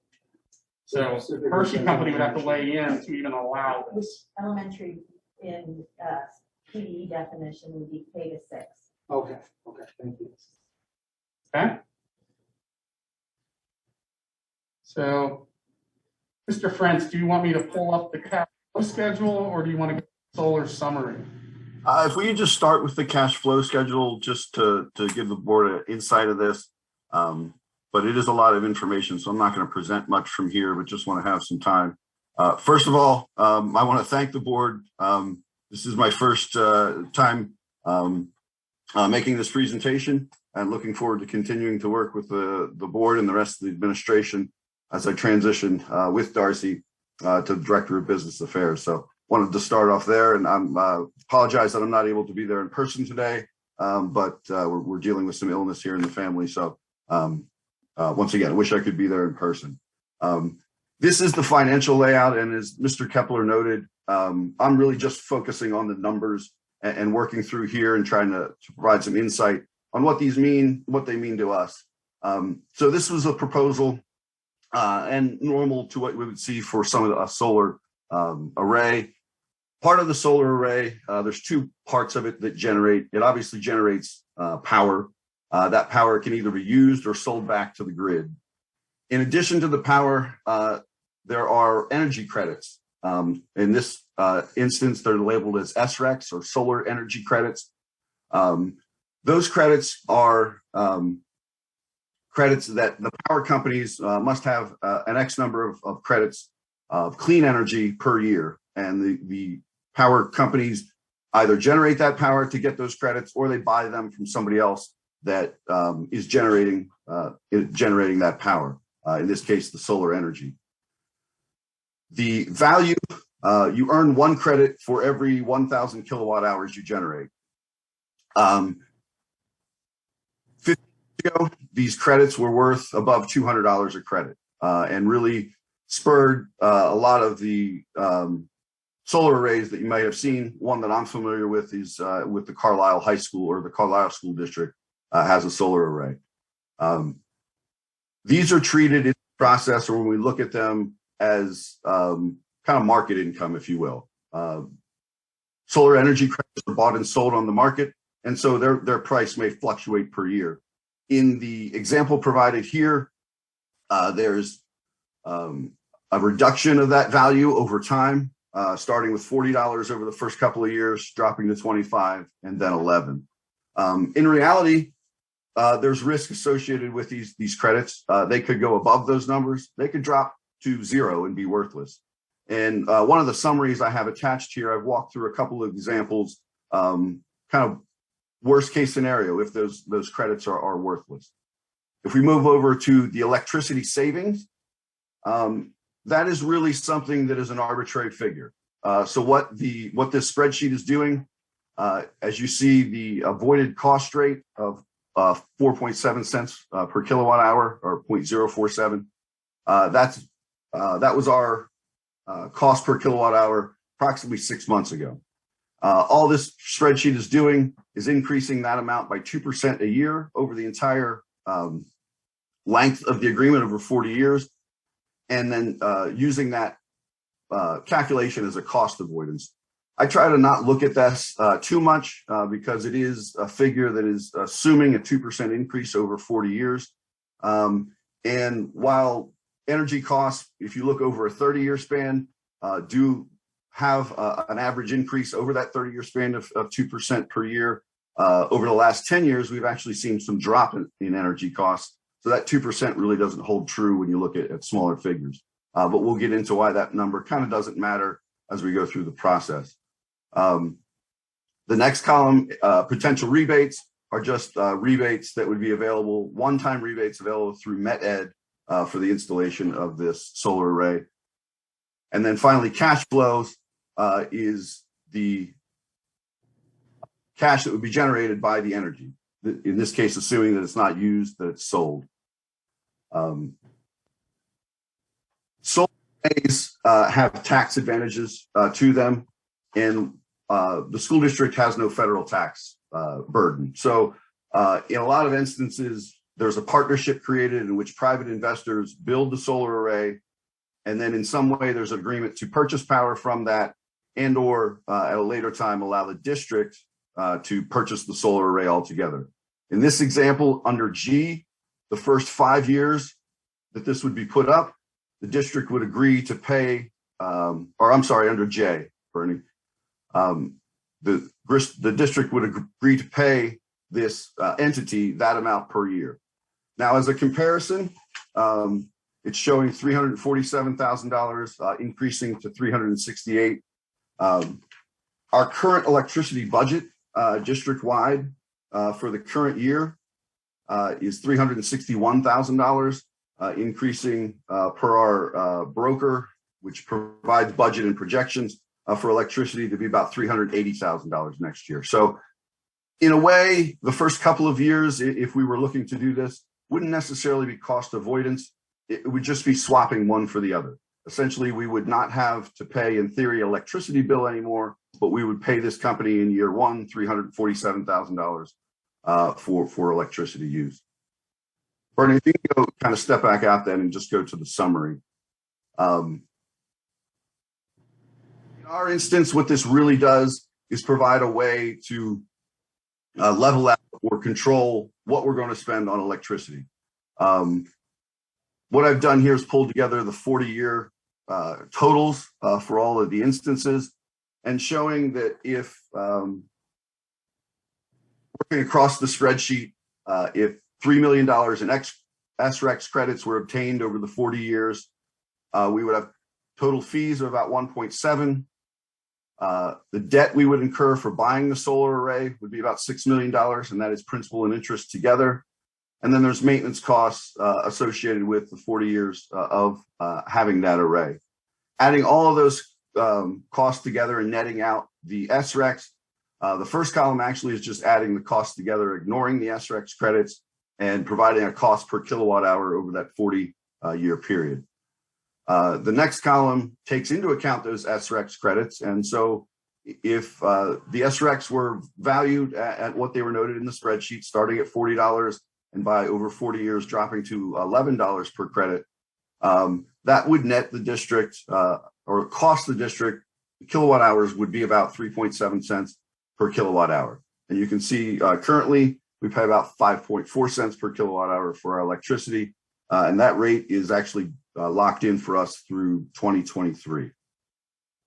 That first row, what Mike's telling you is that's what Greenworks spreadsheet shows. Their numbers is the first row. And then he's going to take you through 3 different assumptions. So one of the questions or concerns are those SREC credits. And that's because they have no guaranteed value. They have a value today of about $40.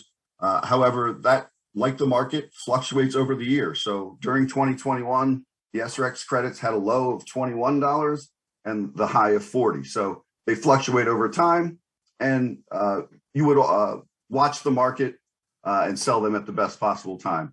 But assumption 1, using here a more accelerated decline in the SREC credit. So in this example, it's worth $40 over years 1 through 3, 4 through 7, 25, and 8 through 15, 10, and after 15 years 0.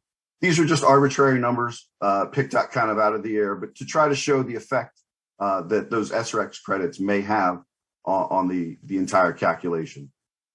So working that through, obviously the credits cost per kilowatt hour before the credits don't change. And if the SREC credits were to devalue in that way, we get to the last column of where they'd be worth about a nickel, or we'd be paying a nickel per kilowatt hour. And as you can see, that's still somewhat, that is below our current cost, but that is over a 40-year period and just providing for that calculation. One of the other concerns, or assumption 2 in this example, is if the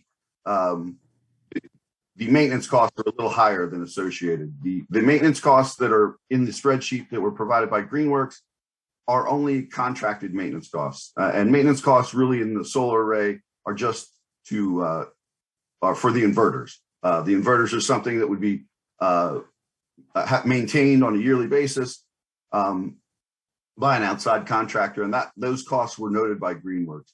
What wasn't included in there is caring for the site itself, any snow removal, mowing. And so once again, using an arbitrary figure of about $5,000 in additional maintenance costs, working that through the system is assumption 2 in here. And so assumption 2 adds that there's an acceleration of the SREC credits, and then also notes that there's an increase in the maintenance cost. And working through that process, without the SREC credits, we're creeping up on about 6 cents per kilowatt hour. Netting those SREC credits, you're just above that nickel once again. And the last assumption here is kind of the sky falls down, bottom falls out of this process, and actually after it's put up, the SREC credits are worthless. This is a nuclear option and really only in there so you can see how some of these numbers correlate with each other. But once again, working that through kind of shows that this product wouldn't be the best assumption or the best investment for the district, as it may increase those costs. Really just putting this information together to try to boil it down for board members. And as Dr. Kepler noted, before anything could happen to go further with choosing a vendor, and we're not saying Greenworks is the vendor we would use, just using them as an example, we would have to first work with our solicitor to reach out to the Hershey company as they have requested to note exactly what the deed restrictions would need to be removed or added to allow this to occur. So in that, we would like the board, or we would ask the board if that would be okay to work with our solicitor in that way, if the board is interested in moving forward with this project. If not, that's fine as well, but just providing this information. So in other words, is there enough interest to incur costs? Because it will obviously cost money for the solicitor to get up to speed on the deed restrictions associated with the property, draft the letter to the Hershey company that they requested as the next step from them. there's not interest, there's no sense in spending that money now. Dr. Kepler, can you just provide us some background as to why the district began to look into this? Was it solely cost saving measure or to be a little more self-sufficient, to stabilize costs? I would say the district has always been a leader in finding mechanisms to control costs, whether it be healthcare, whether it be the energy we currently have. Our rates are incredible based on the work Darcy's done with our energy consultant. So those are just two examples. This was simply professional literature, reading what some other districts have done and the success they've had. That it's saved dollars where they're basically not paying for electricity and reaping the benefits of that. So it's that and that alone. Saying, is this something that makes sense for us to consider? As Mike said, there is, and I think we tried to, through that presentation, answer, I think Mr. Kleinfelder spoke to the SREC piece in a previous meeting, trying to say there's no guarantee those SRECs are there. So you're based at the will of the market, if there's any legislative change to that, et cetera. Could be better than expected, could be worse than expected. And that's what Mike tried tonight to show you, is just where that can alter this equation. That gives you a little background. You're not hurting my feelings in any way if you say we're really not in a position, we've got other priorities right now as a board and districts, take this off our plates. You're not hurting my feelings. But it's something that fiscally could be very rewarding to the district. I'll take you guys obviously sat through more of the meetings than we have. I have my opinion, but I'd be interested to hear yours, Larry, Sue, or Kristen. When I was introduced, I had a positive feeling now. I used to work with Magnet, and one of our major events is Gettysburg, and the farm that we used to do Gettysburg event is now a solar farm. So evidently there has to be money in it. It's just, when we went over this in October, I felt real good about it. I'm not quite sure. I'm looking at these numbers and I'm just not quite sure what they're telling me, folks. I don't know. I'm not seeing the numbers. Yeah. I mean,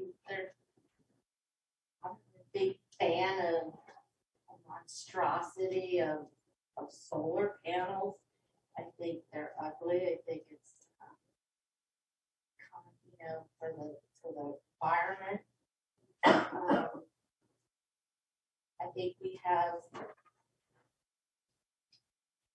I think we should table it.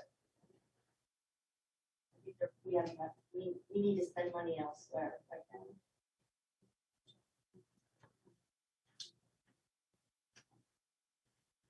I'll say for my 2 cents in construction, the only solar that's my world. The only solar project that makes sense is putting them on the roof. I'm in complete agreement. We don't have the roofs to put them on. The only time I've ever seen them make sense is on i.e. million-square-foot warehouses, right? They've got the real estate already. To some degree, it helps them with thermal, and their credits and their green building that they like to do. But the numbers basically, you're shifting the money where you pay. You're not paying to the energy company. You're paying it here. The long-term savings is where it's going to be. I mean, it's long after we probably are talking it.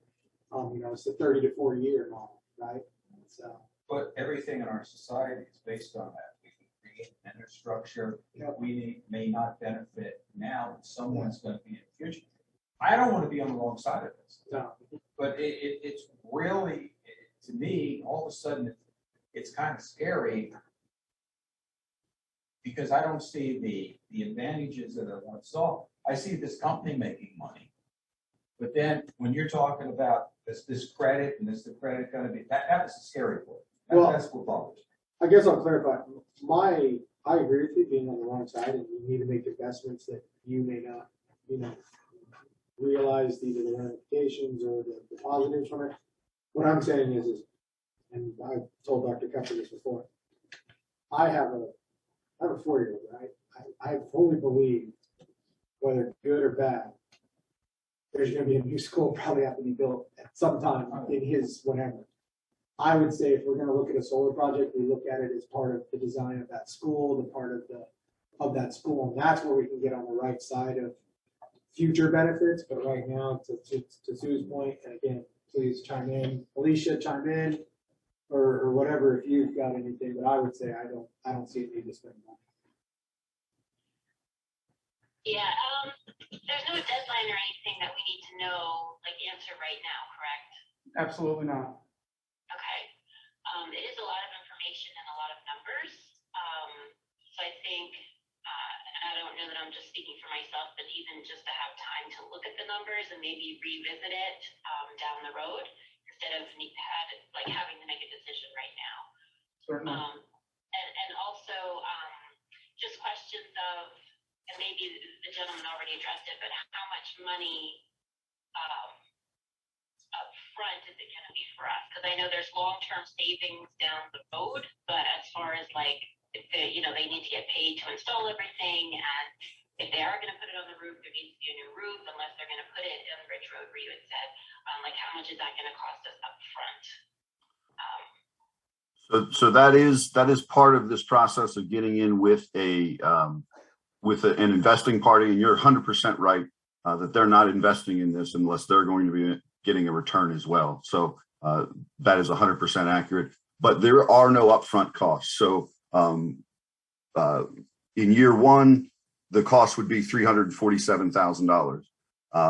We would incur costs, as Dr. Kepler noted, administratively, or having our solicitor look through some the contracts as well.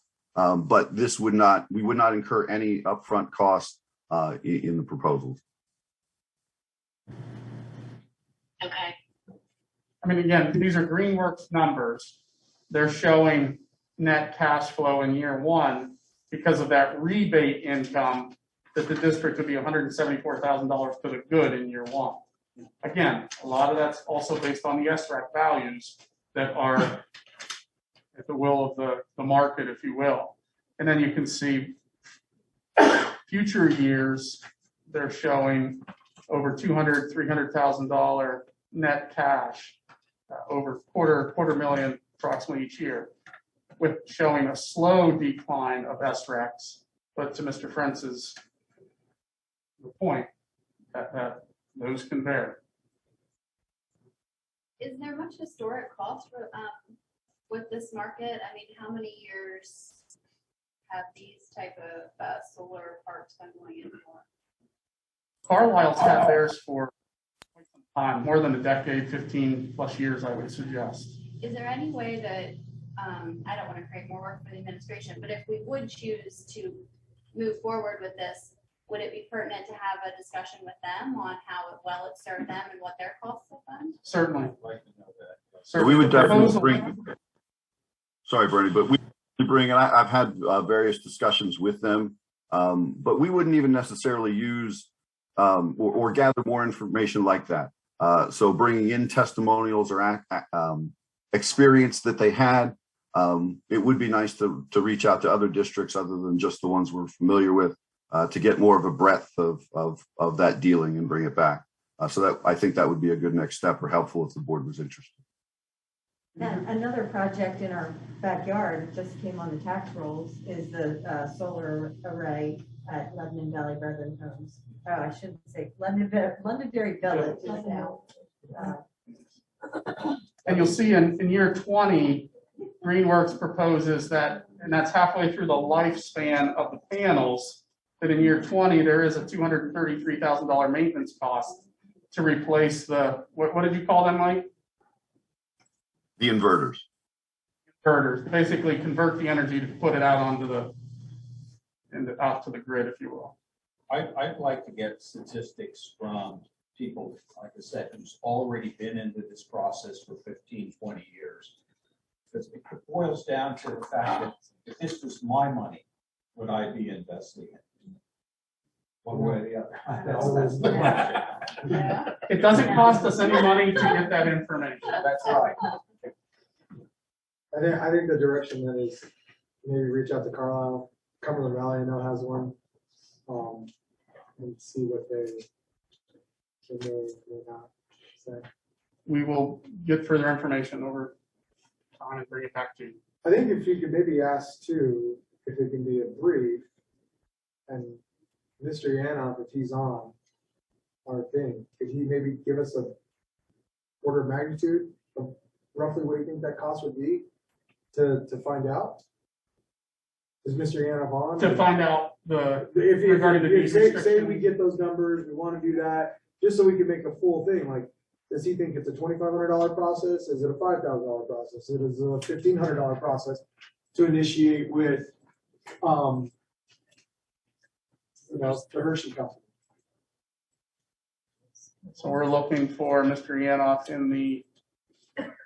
on Zoom to make him a co-host so he can unmute.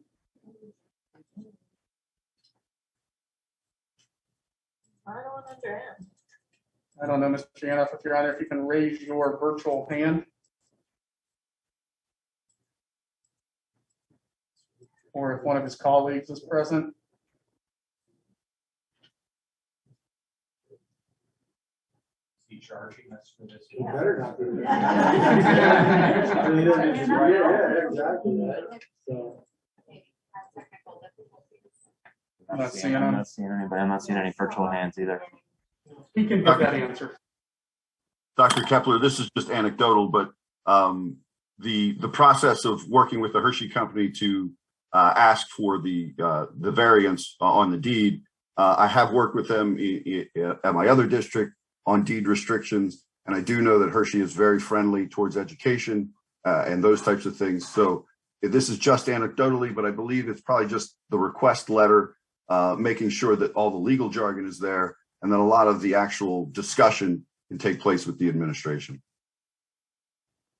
I'd imagine they would be, because this will probably, whether I should say it or not, I've already told you there's 3 more warehouses. I received the plans for a 4th one. So there's 4 more warehouses going in right there. That are all pretty much to support the Hershey company. So But not in Palmyra. I know it's not Palmyra, but I'm just, but yeah, but. Those of us that live on the east get to see them, but not reap the benefits of the tax revenue. I'm telling you, I'll just sit it in. Yeah, the one's gonna sit right along 422 now. So yeah, I mean, I think that's the direction. We will work with a solicitor for estimated costs, and we will give you some anecdotal information from other districts that have gone down this path. Thank you, Mr. Prince. Just an anecdotal that this city is on though. Oh. Just-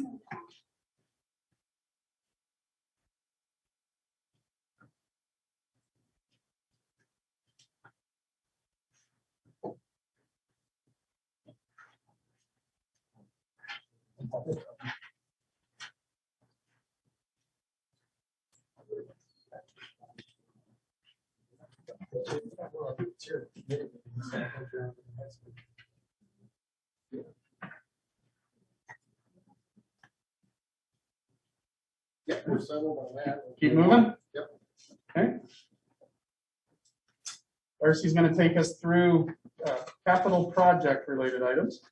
And this is on the budget timeline where, as we would normally in the beginning of January, start discussing things that the district has identified as capital needs, and get your direction and what, ones that you support, and that allows us to move forward. It allows each Dresch to get quotes and get estimates and move that along so that any projects that we've chosen that need to be done over the summer, that we have enough lead time to actually make this happen.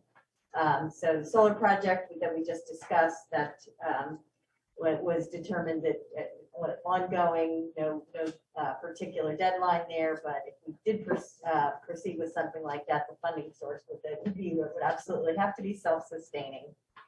The natatorium, I believe most of the newer board members were not in positions when we had the first presentation.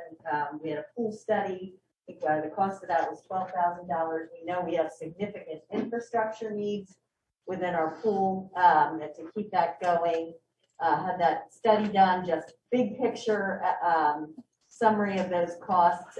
There, all the handouts from those previous positions, they're uploaded there. So if you want to spend more time looking at that, you can. We won't go through that, but Tomorrow I'll send you that full study so you can read through that. it's It's here. attached? It's up, Perfect. yeah, it's all up. Perfect, thank you. The full study, the summary from when it was presented, I believe, last November. So the big piece filter system, that sounds kind of benign, but that really is the whole infrastructure to keep the pool from leaking and creating a rather devastating situation for the rest of our building. Yeah, for basically, so you know that if you've ever been to the lower locker room, team room area, that pool, there's concrete that holds the water, and there's locker room and facilities underneath there. If that would ever rupture and break, water's filling that team room, coming up the stairs, flooding the wrestling room, gymnasium, etc. So.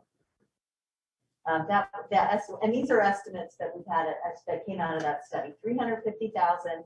The heating, cooling, and dehumidification system, packaging those pieces together, 470,000. That system, it is at the end of its useful life. And then if you're going to do a sizable project, they also had a laundry list in there of various more cosmetic types of things that estimated at 200,000 to 300,000. So really, a $1 million project if you did everything. We're not recommending those cosmetic things at this time, just due to the sheer cost of that.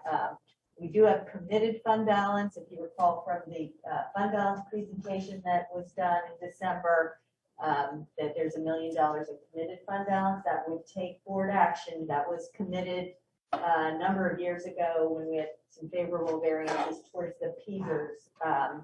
It's kind of phasing in the effect of the PESers increase, but that could be shifted through board action. That would be one potential funding source. The only question I had on that, Steve, was I remember listening in on that meeting, and the recommendation was a design build contract. And yeah, that is where we are right now. Who would be the governing over that design build? And the only reason why I say is I know that somebody made the comment that design build technically somewhat eliminates change order costs.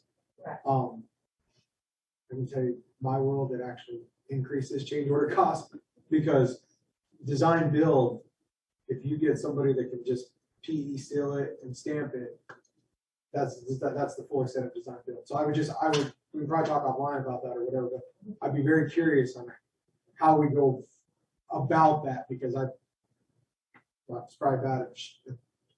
Contractors are very good at giving you the bare minimum. You have to know what you're paying for before you sign it up. Yeah. I do that all the time. Most of my And we design have a build lot of- contracts are constantly, and then all of a sudden the owner comes and says, hey, that wasn't what we thought we were getting, and it meets code. Here's what it is to give you what you want. Correct. So that's the only reason I get leery about design build. Yeah, you have to know what you're doing. We've had a lot of experience in vetting those projects and not just accepting, like checking numbers ourselves, Okay. knowing exactly what's in the scope. That's absolutely critical, knowing what's in the scope. And what we've documented in comparisons that we had to new build in past projects, there's risk involved because you said you're not putting it out to bid, but when you put something out to bid, there's costs. Yeah, there's scope gaps. and There's things like that, multiple primes, there's pointing fingers, there's change orders. So it's, there's pros and cons to both approaches. But at this point, we are waiting and we just have, in fact, we were exchanging emails today to schedule a meeting with SiteLogic. We have an existing visa that was put out for bid to select a visa provider, and we could do it via adding an amendment to that existing guaranteed energy savings agreement. So that is a route we could go. I think the nice thing about having done the study is you've got a third party that's giving you estimates of what things would cost. Yeah. So you're not just, going into it blind and waiting for them to provide a number. So, but yes, there certainly has to be some controls and research done to support the numbers. But Just going back historically, having been here teaching when this was done, we're dealing with something that's 50 years old. So that's. Oh, I don't disagree that that probably needs to do, I'm just, like I keep telling everybody, construction in general, we did buildings for, this price, and in a matter of, I have things that are back ordered for a year now. Roofing, you can't get roofing, overhead doors, that's all I was, just making sure. I mean, one of the things I worry about, and you pointed out, every time we talk about this, if we do have a structural failure, we got kids in that locker room, that it's just gonna be devastating. so we're waiting to, hold that meeting and get some better numbers there. The box truck replacement just was a project, we were talking about in the fall as well. Can you pull Heath up? And I'm not sure if he's got a better number. In this environment with supply chain. He's right behind. I'm gonna pull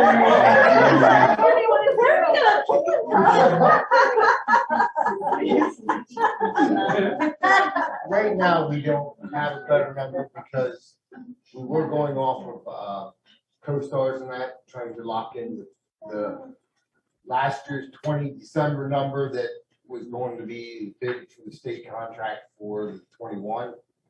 Now that we got through December and then we lost that, now you're looking at 21's numbers, which everybody knows where vehicles are right now. So I'm not even sure if we went out to try to get one right now that we could even get one. You can't find it. It's probably sitting on a lot waiting for a computer chip, or whatever. So I'm thinking at this point, until things break a little bit, we're not going to be able to. We're going to have to keep that truck nursing along.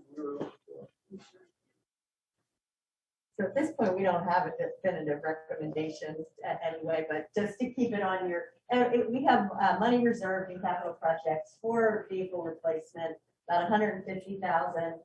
We do not have dollars in the general fund budget for replacement of vehicles. So it's pretty important to stay on track with those types of replacements. Just to clarify, you're looking to buy the truck and box, or are you gonna take the box off the old one? No, we would drive the box and the truck. It is a 2000. I want to say it's a 2010, but I think it's older than that. Yeah, I just didn't know. I didn't know how old that was. And just so the board's aware, our fleet, there are 15 vehicles, including trip vans and that. Trip vans are the newest ones. They are 15s. So you're already 6 years. Yeah, you're dealing with an old fleet. You gotta Yeah. replace it. But we, like Darcy said, we had a rotating thing. We kind of kicked it to the side for a little bit just because we need to. This next one, north side and middle school parking lots, we would really like to get your authorization to keep moving on this, or at least to get the engineer to prepare specifications. When we did the middle school project, which is now what, four plus years ago, that was replacing the parking lot there was supposed to be part of that project. And then we ran into stormwater management issues, and it didn't make sense at that time to do it. So we pulled it from the project, and because it was an alternate, so we were able to do that and just eliminate it from the project, put that money into reserve of 127,000, which I don't think will be enough in today's dollars to do that project. And north side parking lot was also identified as some significant need to replace that as well, or redo that. And so what we're asking for at this time is to approve the engineer, Chrisland. Chrisland was the low quote. What we believe would be $4,000 to $5,000. The previous board the majority had directed us to. There were some differences in the quotes. Went back, and the other engineers were including core drillings, which he was able to research that with excavators. That is not typically something that they would need, but we do have pricing for it from Chrisland. But we would like to keep this moving What we would need would be to retain an engineer to prepare specifications, so we can put it out to bid and at least find out where we are with costs and if what we have in capital project reserve is sufficient. So that is a tangible next step that where we'd like to proceed. The next two are also would be Wait a identified. minute. If we could just, I don't have a problem with north side. Middle school, that's a sinkhole capital over there. That's the only thing that concerns me as far as putting hard surfaces on there and then just watching them go down into the sinkhole. So that's my only hesitation with that. But I think It's the only problem with the north side or middle school parking lot, we don't do something soon to it. Yeah. It may be to the point where you gotta rip it out. Right now, the contractors that came in, some big outfits came in and looked at it for me free of charge to give me some ideas. And some of them are coming in saying at the point we're at right now, you could probably put a fabric over it and then overlay with that and bridge those cracks. If we go too long where it starts getting to the point where it's busting up, I know it's a sinkhole, but for my in general, it's a sinkhole.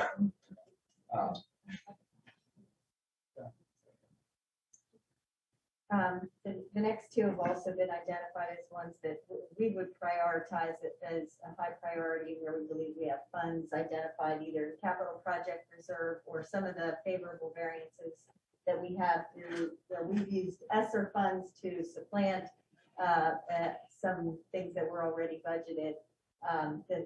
The replacement of a server and some cabling has been identified by our IT director, and she's obtained quotes for those, $37,536. And we have money specifically identified in our capital project reserve for tech infrastructure and updating cameras at Lingle, Pine, and Not just Lingle, there might be a couple extra some additional. adding a couple some extra cameras at the middle school. Yes. There's some 5 of our 6 buildings have been upgraded with the surveillance cameras. Lingle, our newest building, is one that is not. It's still on an old analog system. And the recommendation is to get that to mirror our other systems. get all that up to par. Those 3 would be ones where we're at the point where we, could move ahead with those. The next 3 are ones that we don't have specific recommendations, but just want to keep these things on your radar that they're moving up to priority. Classroom projectors are reaching the end of their useful life. There's other technologies out there that's being studied. High school auditorium sound and lighting. There have been some issues identified there. That could be a big ticket item. We're not at the point of. That's just a very ballpark estimate. That's not. Is that original yet, or was there something done? But Darcy, that would be upgrading to LED.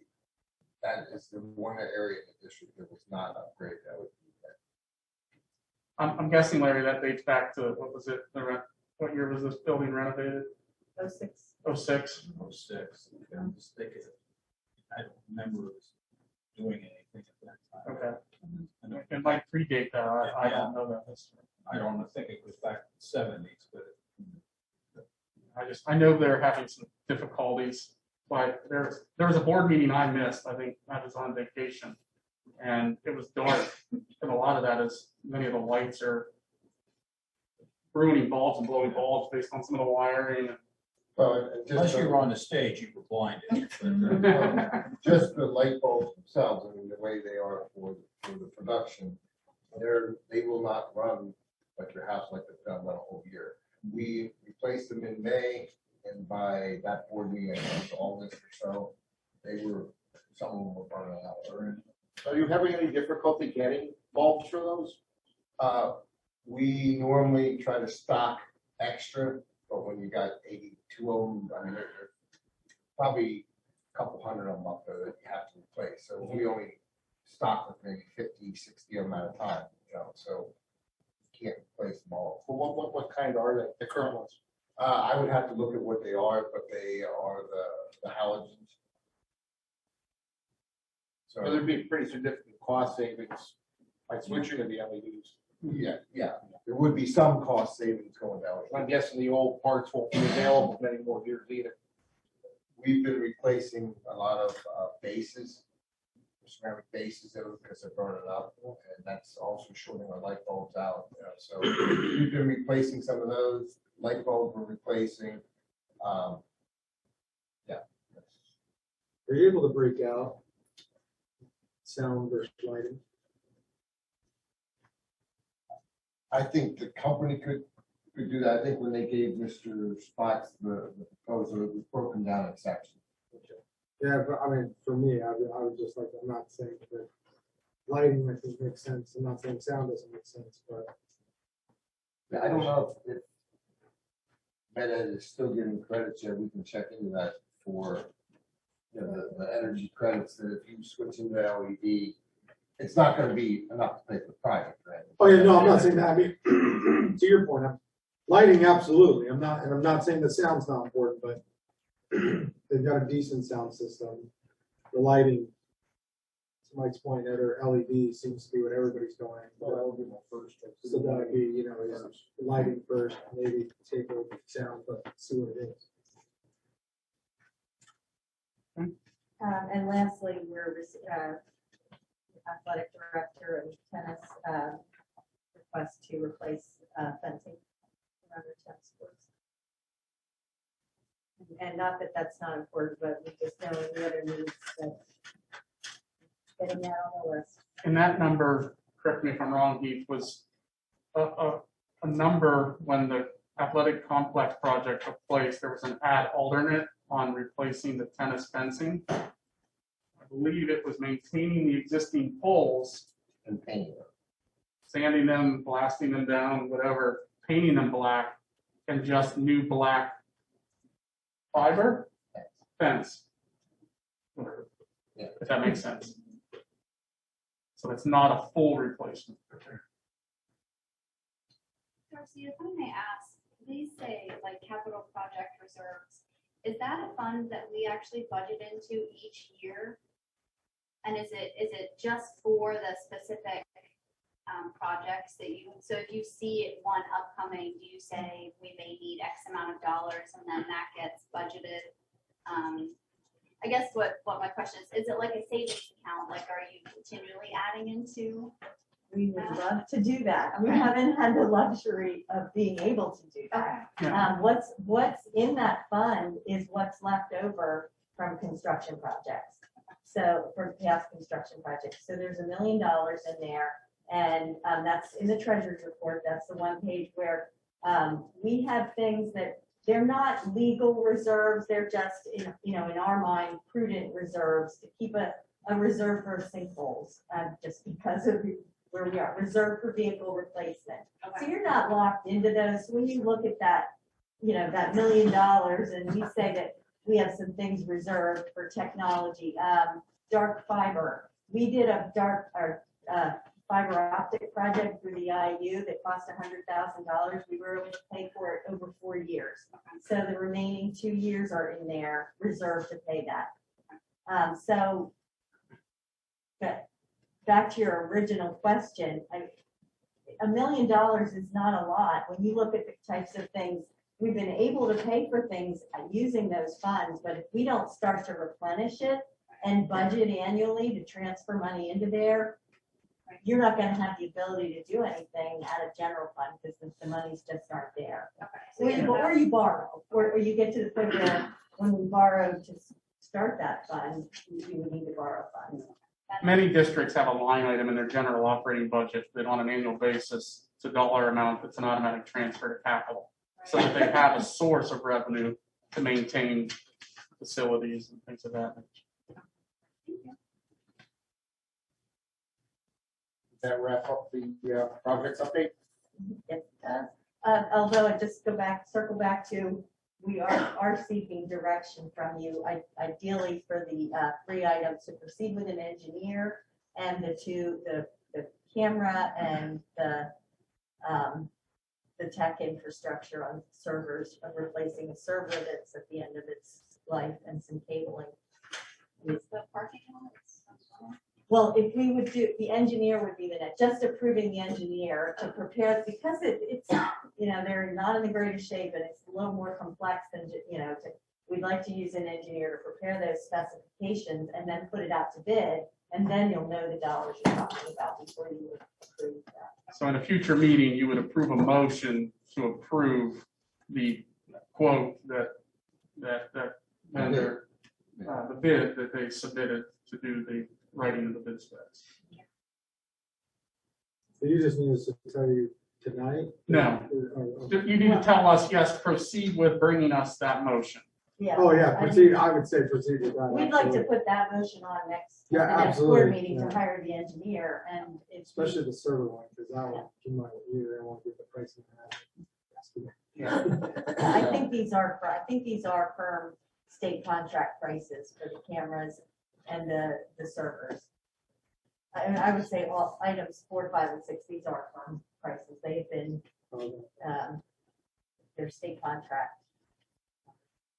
So that at the next meeting, it would just be motion to approve. Yes. Thank you. That's okay with you, the items 4, 5, and 6.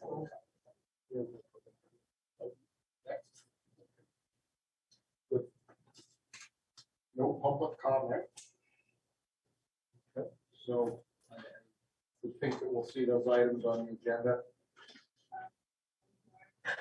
Oh, I have public comment. Again, I'm not trying to be difficult, but at the front, when you come in, is where you have to sign up to do public comment. Okay. And it's there, and we're at the end of the meeting.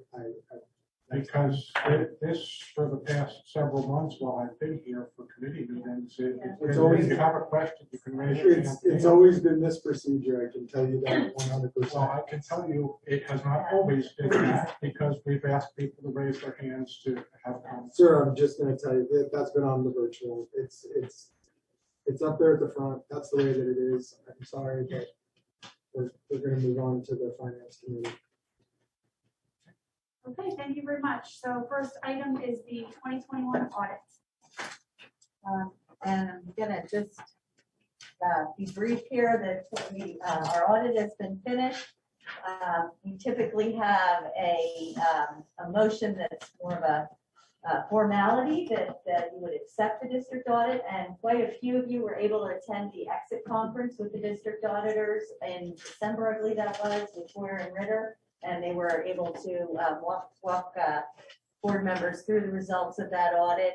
When we put that out for the public, some important pieces to look at. We have a management discussion and analysis, which is about the first 17 to 18 pages, where we try to take what's now probably a 90-page financial report and try to put that in some summary form and more in layman's terms. So I would suggest anybody interested in reviewing our financial statement, read that portion. It was a clean audit. There were no findings. That's another important thing to share with the public to give you confidence in the financial information that's here, and the financial information you receive on a monthly basis in the treasurer's report. And our fund balances, as we gave the presentation on the different pieces of fund balance in June. Just important to look at our unassigned fund balance, where that ended up is right within, is 7.2% of expenditures. That's an important number. Our board policy is that we maintain that between 4 to 8%. And maintaining that fund balance has a lot of important reasons. One of the biggest is when districts go to borrow money, Standard & Poor's and the bond ratings agencies look at that fund balance very carefully and determine your rating, which determines your interest rates, similar to credit scores in layman's terms there. So at this point, we're planning to put a motion on that you would accept the audit for the 2021 school year, and also a motion, we're not going to take you through that, but the budgetary transfers that were done at the end of the year and recorded here related to that audit, we'll also have a motion for those as well. We had presented those in the fall to the previous board, and we omitted to put that on for an actual board motion. So just that housekeeping piece related to the audit, we plan to put that on as a motion as well. I wasn't gonna take you through the 90-page document tonight unless you really want me to. Thank you for that. All right, how about moving on to outdoor education then? This is an annual motion with our outdoor ed program in May, where our 7th graders go to Camp Swatara. And we're just looking for board motion from you to set the rate that parents pay on behalf of the students that attend. Our recommendation is, and I'll just make a note that you'll see that comparing to 18-19, this gives you some history of budgets. Rather than obviously in 2020, the program was canceled. And then in 2021, it was an abbreviated program and 2 grades went out. So that really isn't comparable. So that's why I'm showing back to 18-19. But what we're recommending, the rate be set, it was increased last year to $130 to attend the camp, even if that was the shortened program. Our recommendation is that the motion would be to keep no change, no increase in that rate from last year. So the 7th grade students that go, their families pay $130 for them to be out at camp for the week, lodging, meals, etc. Free and reduced lunch, get a reduced rate or a free trip. If they're free lunch, Yeah, they don't pay that. they don't pay. $130. If they're on reduced lunch, they pay the reduced rate. And then the overall cost to the district is still. Our budget is the $39,600, and we would come underneath that. So 2 things on that, Dr. Finger. First of all, Mary Ann raised her hand, so she might want to say something. Number 2, how do you guys determine that in this year where supposedly everybody has free reduced lunch? We still have applications. Okay, I just wanted to make sure we had that. That's all. I just wanted to make sure of that, right? Because it's like this crazy year. We'll strongly be encouraging the applications again, because certainly hearing that next year. Yeah, next year it's not going to be there. Yeah. And that gets those applications in, and there's advantages if families put those in this year and they don't, and at the beginning of next year, they don't have it in right on time for the start of the year, there's a grace period. Yeah. So I would encourage families to. I'd say, Mr. Pogler, that's something you might work with a social worker, making sure We families did are that aware. last year. They had to submit the applications in order to get the. And I just want to make sure that, because I know most everybody's been hearing, right? Lunch is free. We send out the emails. Hey, everything's free. Right in the paperwork that goes home, that says to go home to families, it does indicate they must submit paperwork in order to be considered. Perfect. And I had to do a form for the state or for federal that asked percentage of free and reduced, and I was quite surprised how many parents filled out the paperwork. This was the end of October, knowing that they were getting free and reduced. So I think some parents know at the beginning of the year to just keep, because that's an added help for those families. Yeah, absolutely. It also applies to the athletic fee that's charged for any student that plays a sport here, that we apply that a reduced rate there. And I did just want to note that. I was just going to say, do you want to see what Mary Ann's comment was? Or expression? Yep, I just one more comment on the outdoor. The rates that we have, the rates for Camp Swatara, and that they are going up 2.4%, which I think is pretty reasonable given. But we're absorbing that increase with no change in the rate. She's able to unmute herself. Yeah, she's a coach. You might have to unmute her if you can. Can you unmute her?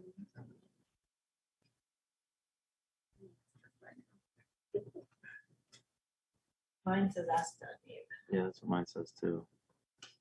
Mary Ann, can you unmute yourself? Yep, she did. I think I can now. Can you hear me? I'm Yes. sorry. Yes, we hear you. Okay. I've been with the meeting, but I've been muted, so I couldn't say anything. So I was just waiting till I could get unmuted. But I didn't have anything more to say right now. Can you hear? Yeah. So Darcy, if all in agreement, next meeting there would be a motion to approve the rate that families would pay for outdoor. Perfect. Okay, number 3, 22-23 general fund budget update. Just gonna take you through a few different pieces. This is to give you a look now of what the motion would be, what's scheduled on the budget timeline, the motion on January 27th. If you approve this resolution, you're basically saying that we won't be raising the real estate tax rates by any more than the index, which is 4.4%. So the tax increase will be no higher than 4.4%. And kind of in exchange for that, then we don't have to approve and adopt a preliminary budget. So, and that's what we've been discussing since in December when we talked about following the Act 1 process. And since we're not eligible for any exceptions anyway, there really is no reason not to go ahead with this part of the process. But I wanted you to see this 2 weeks before you have to approve it, so you can look over it and read it, be comfortable with it. So just to clarify, for anybody listening in, it's not committing you to raising taxes 4.4%. I want to make that very clear. Basically, all you're doing is stating we will not exceed the index. Allows you through budget process to go anywhere from 0 to 4.4 between now and your final adoption in June. This is the process under Act 1 to do that. So tax increase could be anything from 0 to 4.4, right? Correct. However, because of the agreement with the teacher contract, there is an increase that must be achieved in order to pay for the contract. Is that right or wrong? I would be hesitant to pinpoint a future tax increase specifically on contractual arrangements with the teachers. Right, but what I'm saying is a 0% increase would not cover, in theory. We'll show you where we are. We'll show you Tonight you're going to see are where we're at as a very- starting point. Okay. Be a way to see. Yeah, when we get to see, again, it's very early in the process. Good. By law, aren't we held to, like, we can't go above that 4.4%? Unless you qualify for exceptions, which, I mean, typically, we have qualified for significant exceptions because of the rate that our special ed costs were going up. We qualified for that exception. We do not. When you compare our audited 2021 numbers to 1920, the special ed costs did not go up above the index. So we don't qualify for any exceptions to exceed the 4.4%. The only way you could go above that is, and I don't think anyone has any interest in doing that, is to go out to referendum where you put it on the ballot and ask the voters if they would approve an increase above 4.4%. But just to, tell you what your options are, that's really the only other one. And that's done very rarely. It's never been done here. Any additional questions on the resolution? Okay, that'll be on the voting meeting, next meeting. Estimated fund balance, just giving you an update. We're now, fully 6 months into this year, so it's a good point to just see where we are, what in the big picture, where we're estimating, where we have favorable and unfavorable variances in the budget. So if there's a line, if you want to scroll down just a little bit further, just right there, we're going to just cut off at the 78,000 where it says estimated unfavorable, so you can see the top. Yeah, so the total of everything here is $78,000. So that's adding to our budgeted expenditures. So if you see a minus on there, it seems counterintuitive. That's a favorable variance because we're subtracting that from the expenditures. And if you see a plus, that's where we're anticipating an unfavorable variance where you'd be So we're exceeding technically the budget. roughly 80 grand over budget. Yes. And mainly it's due to healthcare because the other items everything else kind of has a wash in and out. We have some favorable variances in transportation, special ed, cyber, our own Cougar Academy but expecting to go over budget on cyber charter schools. And then just want to talk about the ESSER supplant. This goes back to, we don't have to pull it up, but what we included here as a resource for you is what was presented when we had to, part of when we got the stimulus money, the ESSER stimulus money, one of the requirements was we had to have a stakeholder meeting. We held that in August, and that's attached there, and that showed it was 708,000. Break it down somewhere. 708,000 is what we had shown for the 22-23 school year. I mean, sorry, the 21-22 school year of what we were using as supplant.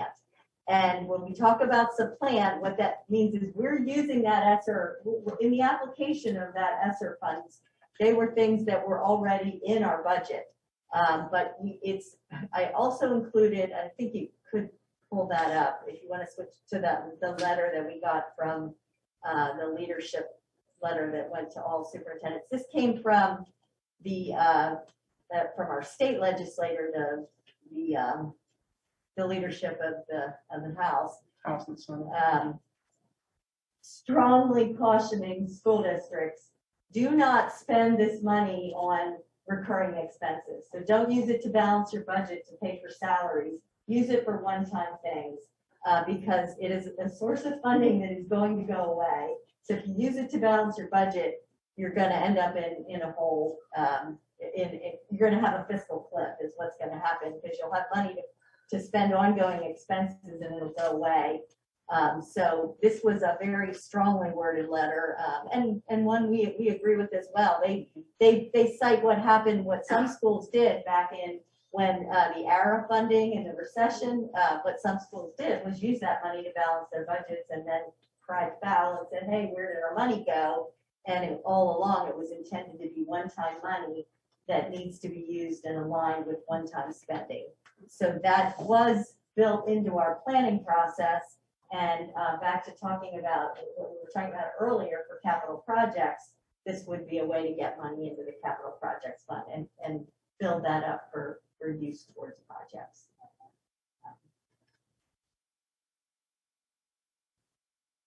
Yeah, if you want to flip back just to where we're estimating the end of the year. So we're pretty close with what we're estimating, and I think that could even come in lower by the end of the year. But then estimated revenues, when I presented that in December, our estimated revenues, one of the big reasons for that coming in over budget, we had budgeted flat on state subsidy, and the state subsidies for basic ed subsidy and special ed in total came in $500,000 above. We were specifically given advice to budget flat, and then with the ESSER money that came through, that came in higher. So that's the big reason for that increase in fund balance of what we're estimating now. That did not happen until after we adopted our budget, and we had no knowledge of that. So again, we're projecting that our fund balance at the end of the year will be in that 4 to 8% as required by board policy. So long story short, positive news, in large part because of revenue coming in higher. So, Josh caught that earlier. We were over budgeted on the expenditure side, despite revenue to the plus more than $500,000. So that's significant. Correct. And hearing some good things about state revenue for the 22-23 budget as well. At least in the governor's statement of his proposal, what we'll see in a budget from him. We'll have the governor's budget the first week of February. And then this would be following what we recommended at the stakeholder meeting in August that we required to show how we were spending ESSER funds.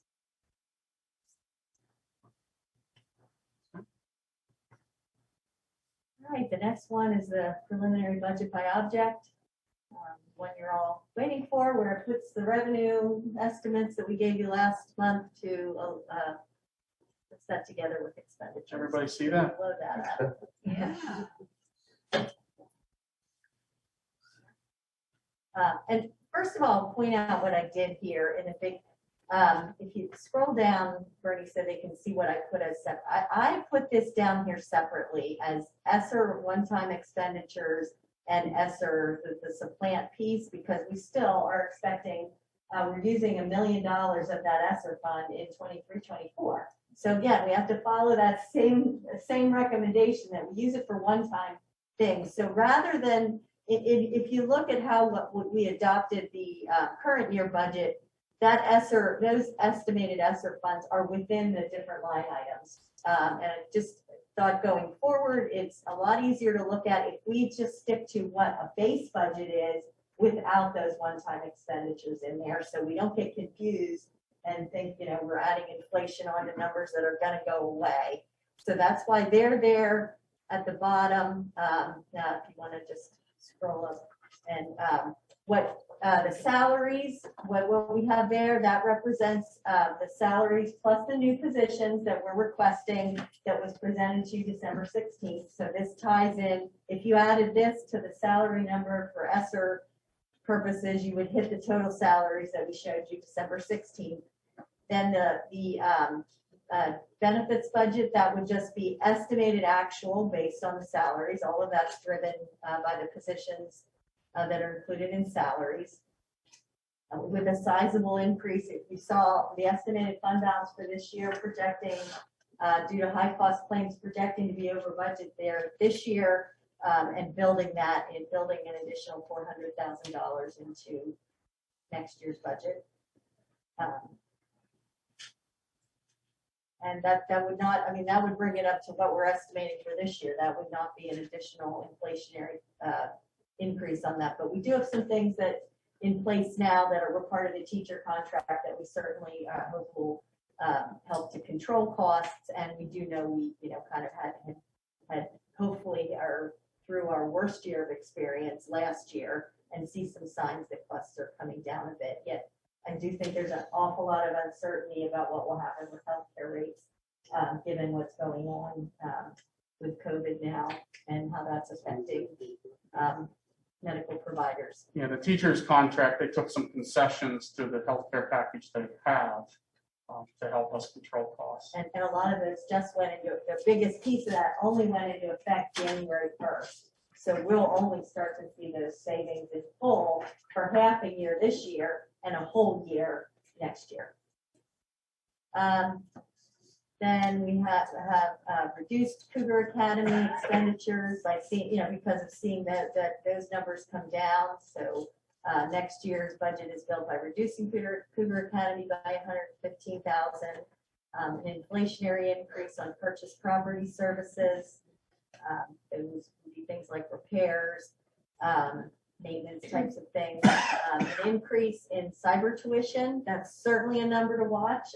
That's a number that would probably bring it, I don't know, it's that number just changing every month. Day to day, students are enrolling and withdrawing. Yeah, we thought it was coming down a bit, but then it went back up again. So, all I can say is that's a number to watch, and if there's a change in trend. So right now it's budgeting based on enrollments that were about a month ago, and hopefully will hold. Yeah, we were down like 5 students from last year this time, 3 special ed and 2 regular ed in my presentation last month. Supplies, that shows a decrease, but from the base, it's really about a 3% increase. There was some account code changes there for leases based on new guidance of where to account for those. Property, that shows a decrease, but again, just keeping in mind my comments that what I looked at was the base. Some of these prior numbers have ESSER funding in it. So if I pull that out, we used a base number. Reduced budgetary reserve to 200,000, so that came down by 100,000. There was a planned reduction in debt service if you look at our actual debt service schedules, but that's also offset by a decrease in our subsidy for debt service. And then what our spending is for using ESSER funds, that's added on in the end. For, again, very preliminary look, typically tends to be a worst case budget this early in the year, $60,647,000. That's a 3.38% increase over the 21-22 budget. Compared to where we're projecting revenues with no tax increase, we would have a shortfall of $1,282,000. But we showed you then the maximum tax increase that at 4.4% would generate $1,470,000. You'd be looking at about a 3.8% tax increase to cover that shortfall. But again, it's early in the process, and we'll be getting a lot more detailed information of actual budgets between now and June of when we have to adopt the budget. I'm not overly alarmed as I sit here in January of this number. We know various revenues. As we get closer to June, we have more data. Strengthen those numbers, expenditures as well. That number will be closer to balance than 1.28. How far to be determined? Yeah, just strongly caution against cutting anything related to the ESSER transfers to capital projects funds, because if that's cut from the expenditure side, it would mean we were using that money to pay for ongoing expenses, and I would strongly caution about any significant cuts to the healthcare line item. Just be concerned about watching those. I would say those would be my two biggest concerns and cautions to you. The other note I have there, what I did just very preliminary, depending on what the line items were, I adjusted anywhere from 3 to 4%. And the CPI that just came out of what inflation was this past month was over 6%. So that's a pretty conservative, I mean, that's not putting a lot of cushion in there for inflation at all. And we made a lot of cuts to the budget for the 2021 budget that still have not been restored to supplies and equipment line items. So I think that's important to point out too, that does not put much cushion at all within the budget. Cushion, I shouldn't say cushion. It doesn't put much in there to provide for inflation. Questions you have? What's your first big picture snapshot of our 22-23 budget?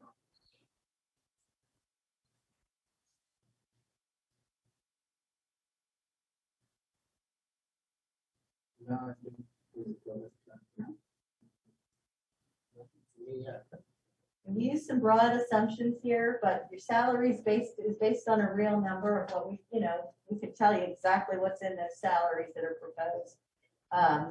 And then, it gives you, even though you have plenty of time to look at detailed budgets, which will all be submitted February, at least it gives you something an early look.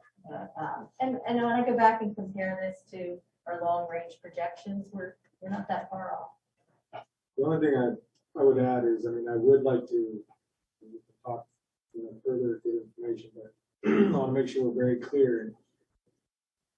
Larry, you mentioned that it was your assumption, tell me if I'm hearing it wrong, that as part of the teacher contract that was negotiated, there was already a committed tax increase as part of that.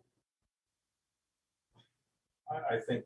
I just want to make sure I heard correctly. Right. I'm not trying to. My statement, what I'm saying is a zero tax increase will put us in a shortfall. That's what I'm saying. Okay. Okay.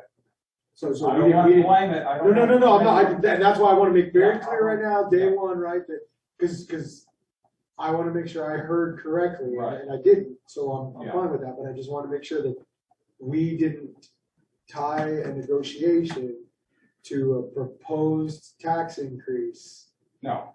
All right. Okay. No, That's what I just want to make sure. Okay. But no, I zero. I understand what you're saying. Okay. I just want to clear it up. And after that, the only reason I brought that up is because this is politics again, but I did hear you say during the primary over at the Campbelltown Fire Hall about fiscal responsibility. And looking very, unfavorably at tax increases. And I'm saying if we want to maintain what we have, Absolutely. that just. So absolutely, I stand behind what I said. You're exactly right, Campbelltown. I said is something that's high on my priority list. Fiscal responsibility is, and as I met with a community member today that asked me what my pet projects were. I don't have pet projects. My pet project is it's rehashing old stuff, but we don't need to build things that shouldn't be built. Right, but on the other hand, we have to maintain what we have. Wholeheartedly, I'm already stacked with it, so I get it, but that's all I'm saying. Okay. That's why I just wanted to clarify that. So. We're gonna be the first one to tap out. I'll be right back. With the estimated inflation rate of 3.5%. No, it just depending which line item was and what type of contracts I knew were in, whether it was a 300s, 400s, 500s. For some of them, I used 3%, others I might have used 5%. It was just my judgment of, special ed contracts typically go up closer to 5%. Buildings and grounds types of things, energy costs can typically hold the line at maybe the 3%. So. Good enough for me. I just know that inflation is definitely a concern right now, not just for us, but everywhere. So. Yeah, I'll be the first to admit is that, is 3 to 4% enough to handle inflationary pressures that we'll experience for next year. But we typically build budgets for supply line items at flat and other line items at a 2% increase. So it's building a little bit more in than we typically do. Okay. Good to know. Thank you. And lastly, just put up long range projections. I'm not going to spend a lot of time on this. This is a tool that we use, and I believe have used it very well over the years. It's just one set of assumptions. It's a model that as you work with budget, you can play with it, put in different assumptions, see where it takes you. It was used very, back to your earlier conversations about teacher contract. It was used very heavily in making decisions about before a teacher contract was approved. We must have had at least 15 different versions. So every different scenarios that were on the table for the teacher contract, plugged it in the long range projections to look at where that would go. So certainly was used to look at that. Here I would just caution, if you want to just scroll down the bottom. There is a page, there's 2 pages to this. Again, we're not going to take you through it in detail. The second page is the expenditures. This page pulls forward the expenditures in total from the second page. And this is just, one look and one set, but if you left that shortfall that we just showed you of the 1,282,000 and didn't come up with a way to balance the budget and just let that flow through, and then this model shows tax increases in the next 3 years based on the index, you would not get out of that hole. You would have shortfalls. It just shows you the cumulative effect of what you do if you don't have a balanced budget. And if you would use fund balance, which is you can use some fund balance, but if you're not prudent and you use fund balance solely to balance a budget, you're in a hole that you can't get out of. Even with taxing at the maximum, you're in a hole that you can't get out of in future years. So Josh, that's what I was getting at, what you just. Yeah, listen, I don't disagree. I mean, I'm just, like I said. So for the non-CPA, I'm always repeating what Darcy said to make sure I understand what the financial professional is saying. She's saying it is 0% tax increase for next year's budget. We have a shortfall of 1.28. And then let's say hypothetically, the Act 1 indexes for the next 3 years are 3%, 3.1, and 2.5. So in the next 3 years, you raise taxes 3%, 3.1%, 2.5%. your deficit gets bigger because this deficit going to zero permeates each year moving forward. That makes sense. Is that a state determined index? Right, Yes. okay, I thought It's, so. it's part of Act One. It's a combination of, part of it is the SAW, the statewide average weekly wage rate for the year, and the CPI. And it's a blend of those two rates. Now, right now, it's only set a year at a time. Okay. So my numbers are just, Assumptions. came from PASBO estimates of what they thought it would be for the next couple of years. And on that, I even question, will that be higher? You know, with more, with inflation on that, could it go up higher than what their projections were? But I didn't want to build that into the revenues, the higher numbers. I think, I felt, you know, because to me, trend is more important on the revenue side. Go to expenditures. Yeah, I wasn't going to spend time on the expenditure Okay. worksheet.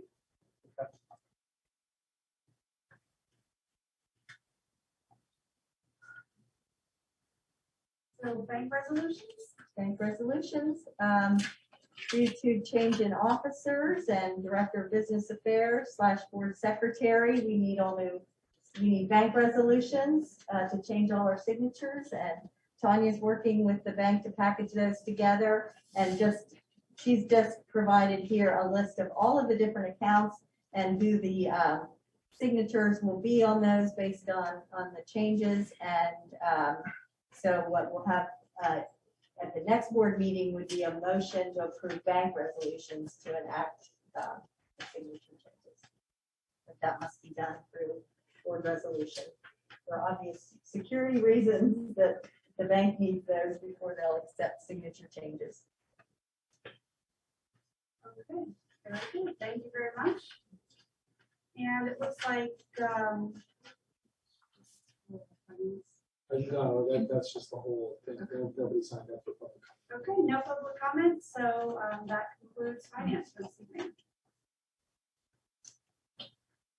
With that, the board's gonna move into executive. We have SNA open. Oh, we have, I forgot about that. Sorry, it's been so long already, I was like, oh. I know, I was. We've been here to midnight before. This is still early. There we go.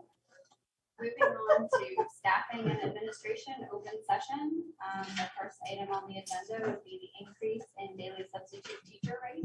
Yes. At the last meeting, we were sharing with the board position and other personnel related recommendations or requests for next year, one of which was discussing substitute teacher rate. There was discussion about worrying about losing substitutes, and could we consider that now? So tonight, looking at this $110 or $110 a day is our current substitute teacher rate. Most districts in our area are at 125 and higher. Some have at least a temporary provision of $150 a day. So our recommendation would be to move to $125 a day. By starting that for a full year, that increase, what did we talk about today, Darcy? About $40,000, $40,500 in a full year. If we do that part of the year, that's $20,000. We have the availability because of positive variance this year to absorb that this year and have it built into the budget next.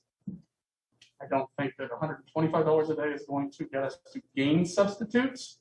It's going to help us prevent those that we have saying, I'm going next door to the other district. So we remain competitive. What is that, Liz? The Danville, the county districts, I know Cornwall Lebanon is currently at $150 a day. Elko is upwards of 130, 135. Danville Cleona is at 125. I think only Northern Lebanon is currently similar to us, and they're looking at increasing theirs as well. That makes sense.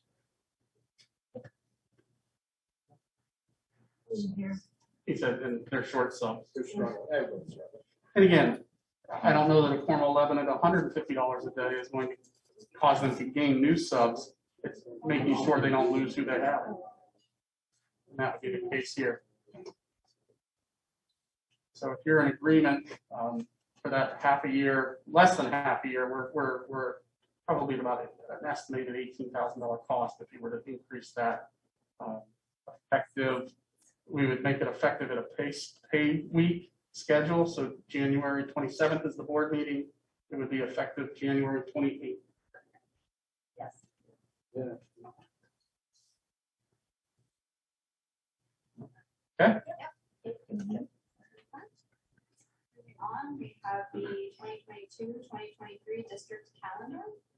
Your first calendar is a new board that proposed to you for next school year as we build 22-23. Traditional, to lead you through quickly, that the week preceding the Labor Day week, we have 2 teacher and service days, typically on a Wednesday, Thursday. Students start the Monday before Labor Day, have a 4-day week. Through the 1st, they're off on Friday, Monday. So September 2nd and 5th would be Labor Day holiday, back to school on the 6th. Items in pink signify back to school nights. October, all student days, except October 10th. That is traditionally all 6 county schools keep that as a common in-service day. And in pre-COVID, we like to collaborate and work together on trainings across the county when we can. November, end of the quarter for high school only, middle school and elementary run on trimesters. You see around Thanksgiving week, so much of this is predicated on parent-teacher conferences and how those are managed and how we work through those. That parent-teacher conferences at the elementary begin on the 21st. Middle school and high school have regular day on the 22nd. Early dismissal for elementary and middle school, because now middle school is having conferences. The 23rd is a teacher in service day, but contractually, because of the nighttime conferences, teachers, it's a trade because they've done conferences at night. This day is a work day, but they get it off because they've worked those nights. Thanksgiving break. People pushing me say, let's have school on Monday the 28th. This calendar does not have that. So for future, there are some school districts that are starting to have school on that day. I'm not suggesting we do. I'll be on vacation hunting in the northwestern tier. Isn't the problem with the 28th bus drivers? Oftentimes it is. Bus drivers, custodial maintenance. Right. And people who run the district, yes. Trimester ends on the 29th of November under this proposal, and there is the parent-teacher conference detail. In December, this is where we went back and forth on this one. I initially had the last day of school is December 22nd, is a half day. And we started school on January 2nd. This, what I'm recommending is we come to school on the 23rd for a half a day. Off January 2nd. Most families that have holiday, the new year is on the 1st. It's going to be recognized on the 2nd. So the 2nd would still be a day off with students and staff returning on the 3rd. Realistically, the New Year's Day coming back on the 2nd, people, students, staff are a little sluggish. By coming back January 3rd, we think we have a better fresh start. This is different. Obviously, here is something I've experienced, at least in Pennsylvania, while living here.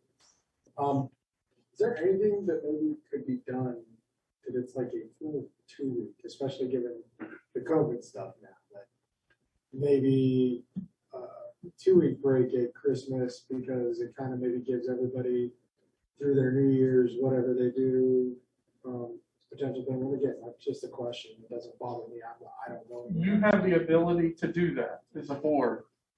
The more time you have off there, the longer in the Yeah, I didn't know, right? I mean, because I tell you, I grew up in Arizona, so we started school mid-August and we were out by May.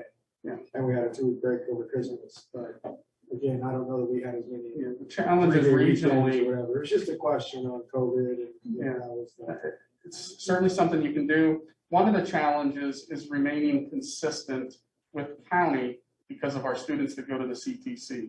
Yeah. If we're too discrepant from other county schools, it's challenging for our CTC students to follow the calendar at the CTC. So, clearly doable. We wanted to. Having taught, one of the things that I was always concerned, especially in high school, is you come back and within a week or two, you're in finals. Yeah. That extra week sometimes causes disruptions within the psyche. And as a teacher, I always thought the most depressing day in the world was the first day back from Christmas vacation, because bang, you're all psyched up, and then all of a sudden you come back and it's over. And that would cause a problem with the kids. So I'm sorry, did you have a question? No, that's okay. Just Veterans Day in November. I remember that kind of being something that was questioned last year, and I thought I heard that being in school this year for Veterans Day actually went very well. Yeah. So I just wanted to, I guess, clarify that This that maintains that students will be in school and we can do activities centered around. and that was very well received then Yes. by military families or district. Okay, so had there been an option there that they could take their kids out if they wanted or something? And they still can. Yes, they still True, can. right, they always can. They can do the educational trip, day. Yes. In January, couple items that are, one is more contractual. Martin Luther King Jr. Day, it's traditionally an in-service day. We give our students off to celebrate that day. This is where you see the 19th is the end of the semester. By teacher contract, we have a day between semesters that they have. We use 2 hours of that administratively, and the teachers use the rest of the day preparing for second semester. And that's a contractual provision. Okay? Are the 2 semesters evenly divided? They are 90-90, yes. Works out well in this calendar. So that's the first semester. February, snow makeup day. This is around President's Day weekend. So the Friday is not a guaranteed day off. It's our first snow makeup day, much like this year. President's Day off. Guaranteed day off. March, traditional two in-service days in March, a Friday, Monday. So that's a guaranteed 4-day weekend for the students. The teachers are in working. Elementary has conferences. And elementary has conferences on it. Yes, thank you. Yeah. Okay. And then 13th is a trade day. In April, this does one piece, this proposal gives one additional guaranteed day off around the Easter holiday. Traditionally, this snow makeup day on the 5th was a full regular school day, and the snow makeup day was Thursday. This pushes back the snow makeup day to Wednesday, so potentially it's a Wednesday through Tuesday off, so a full week. So, but at a minimum, if you have snow days, families have Thursday through Monday is guaranteed. They get an extra day of guaranteed time off there in the spring. Those asynchronous snow days, did that ever get any traction? We haven't approved, it's flexible instructional days. They're to be asynchronous. We do have approval. I believe it was they approve in 3-year waves. So I believe this year is year 2 of 3. So we're approved next year as well that we could do FIDs. What they call flexible instructional, they would call them FIDs. What we've committed to as a district previously was we believe in in-person learning. Let's use our snow makeup days first. So we're capturing those three makeup days where we make them up and only use our flexible instructional days as a last resort so that you're not adding on to the school year with makeup days into mid-June and later. That answer your question? Yes. So like I said, April, 1 additional guaranteed day off.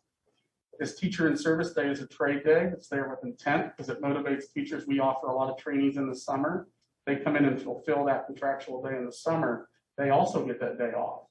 99.9% of teachers do that. And it's advantageous because we're getting training before the year, not in April. Okay. May is Memorial Day. June, graduation, last day, half day on the 8th and graduate that night. I think this year is the 6th or 7th. Oh, this is nice. 6th, I think. So it's at rough same time. If I don't give that extra day during the Easter break, we would have graduated on the 7th. I think families will, that one day right there, I don't think it's a big deal. That extra day around the holiday, I think it's of value.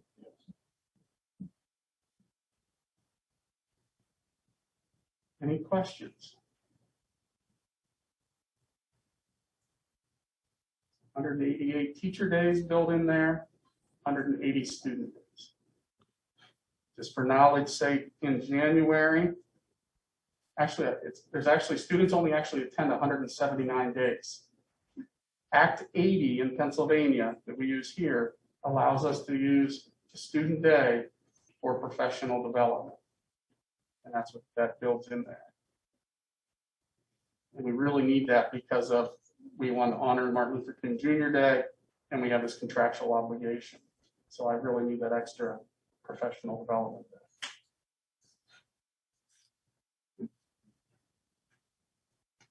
Any other comments or concerns on the calendar? Okay. The last item, oh, I'm sorry, Dr. Kepler, were you finished? Yes. Okay. The last item on the agenda would be public comment. Anyone signed up for public comment? I say meeting is adjourned. Yeah, now the board will move into executive session, obviously going over a few teacher items, personal items of that nature. Okay.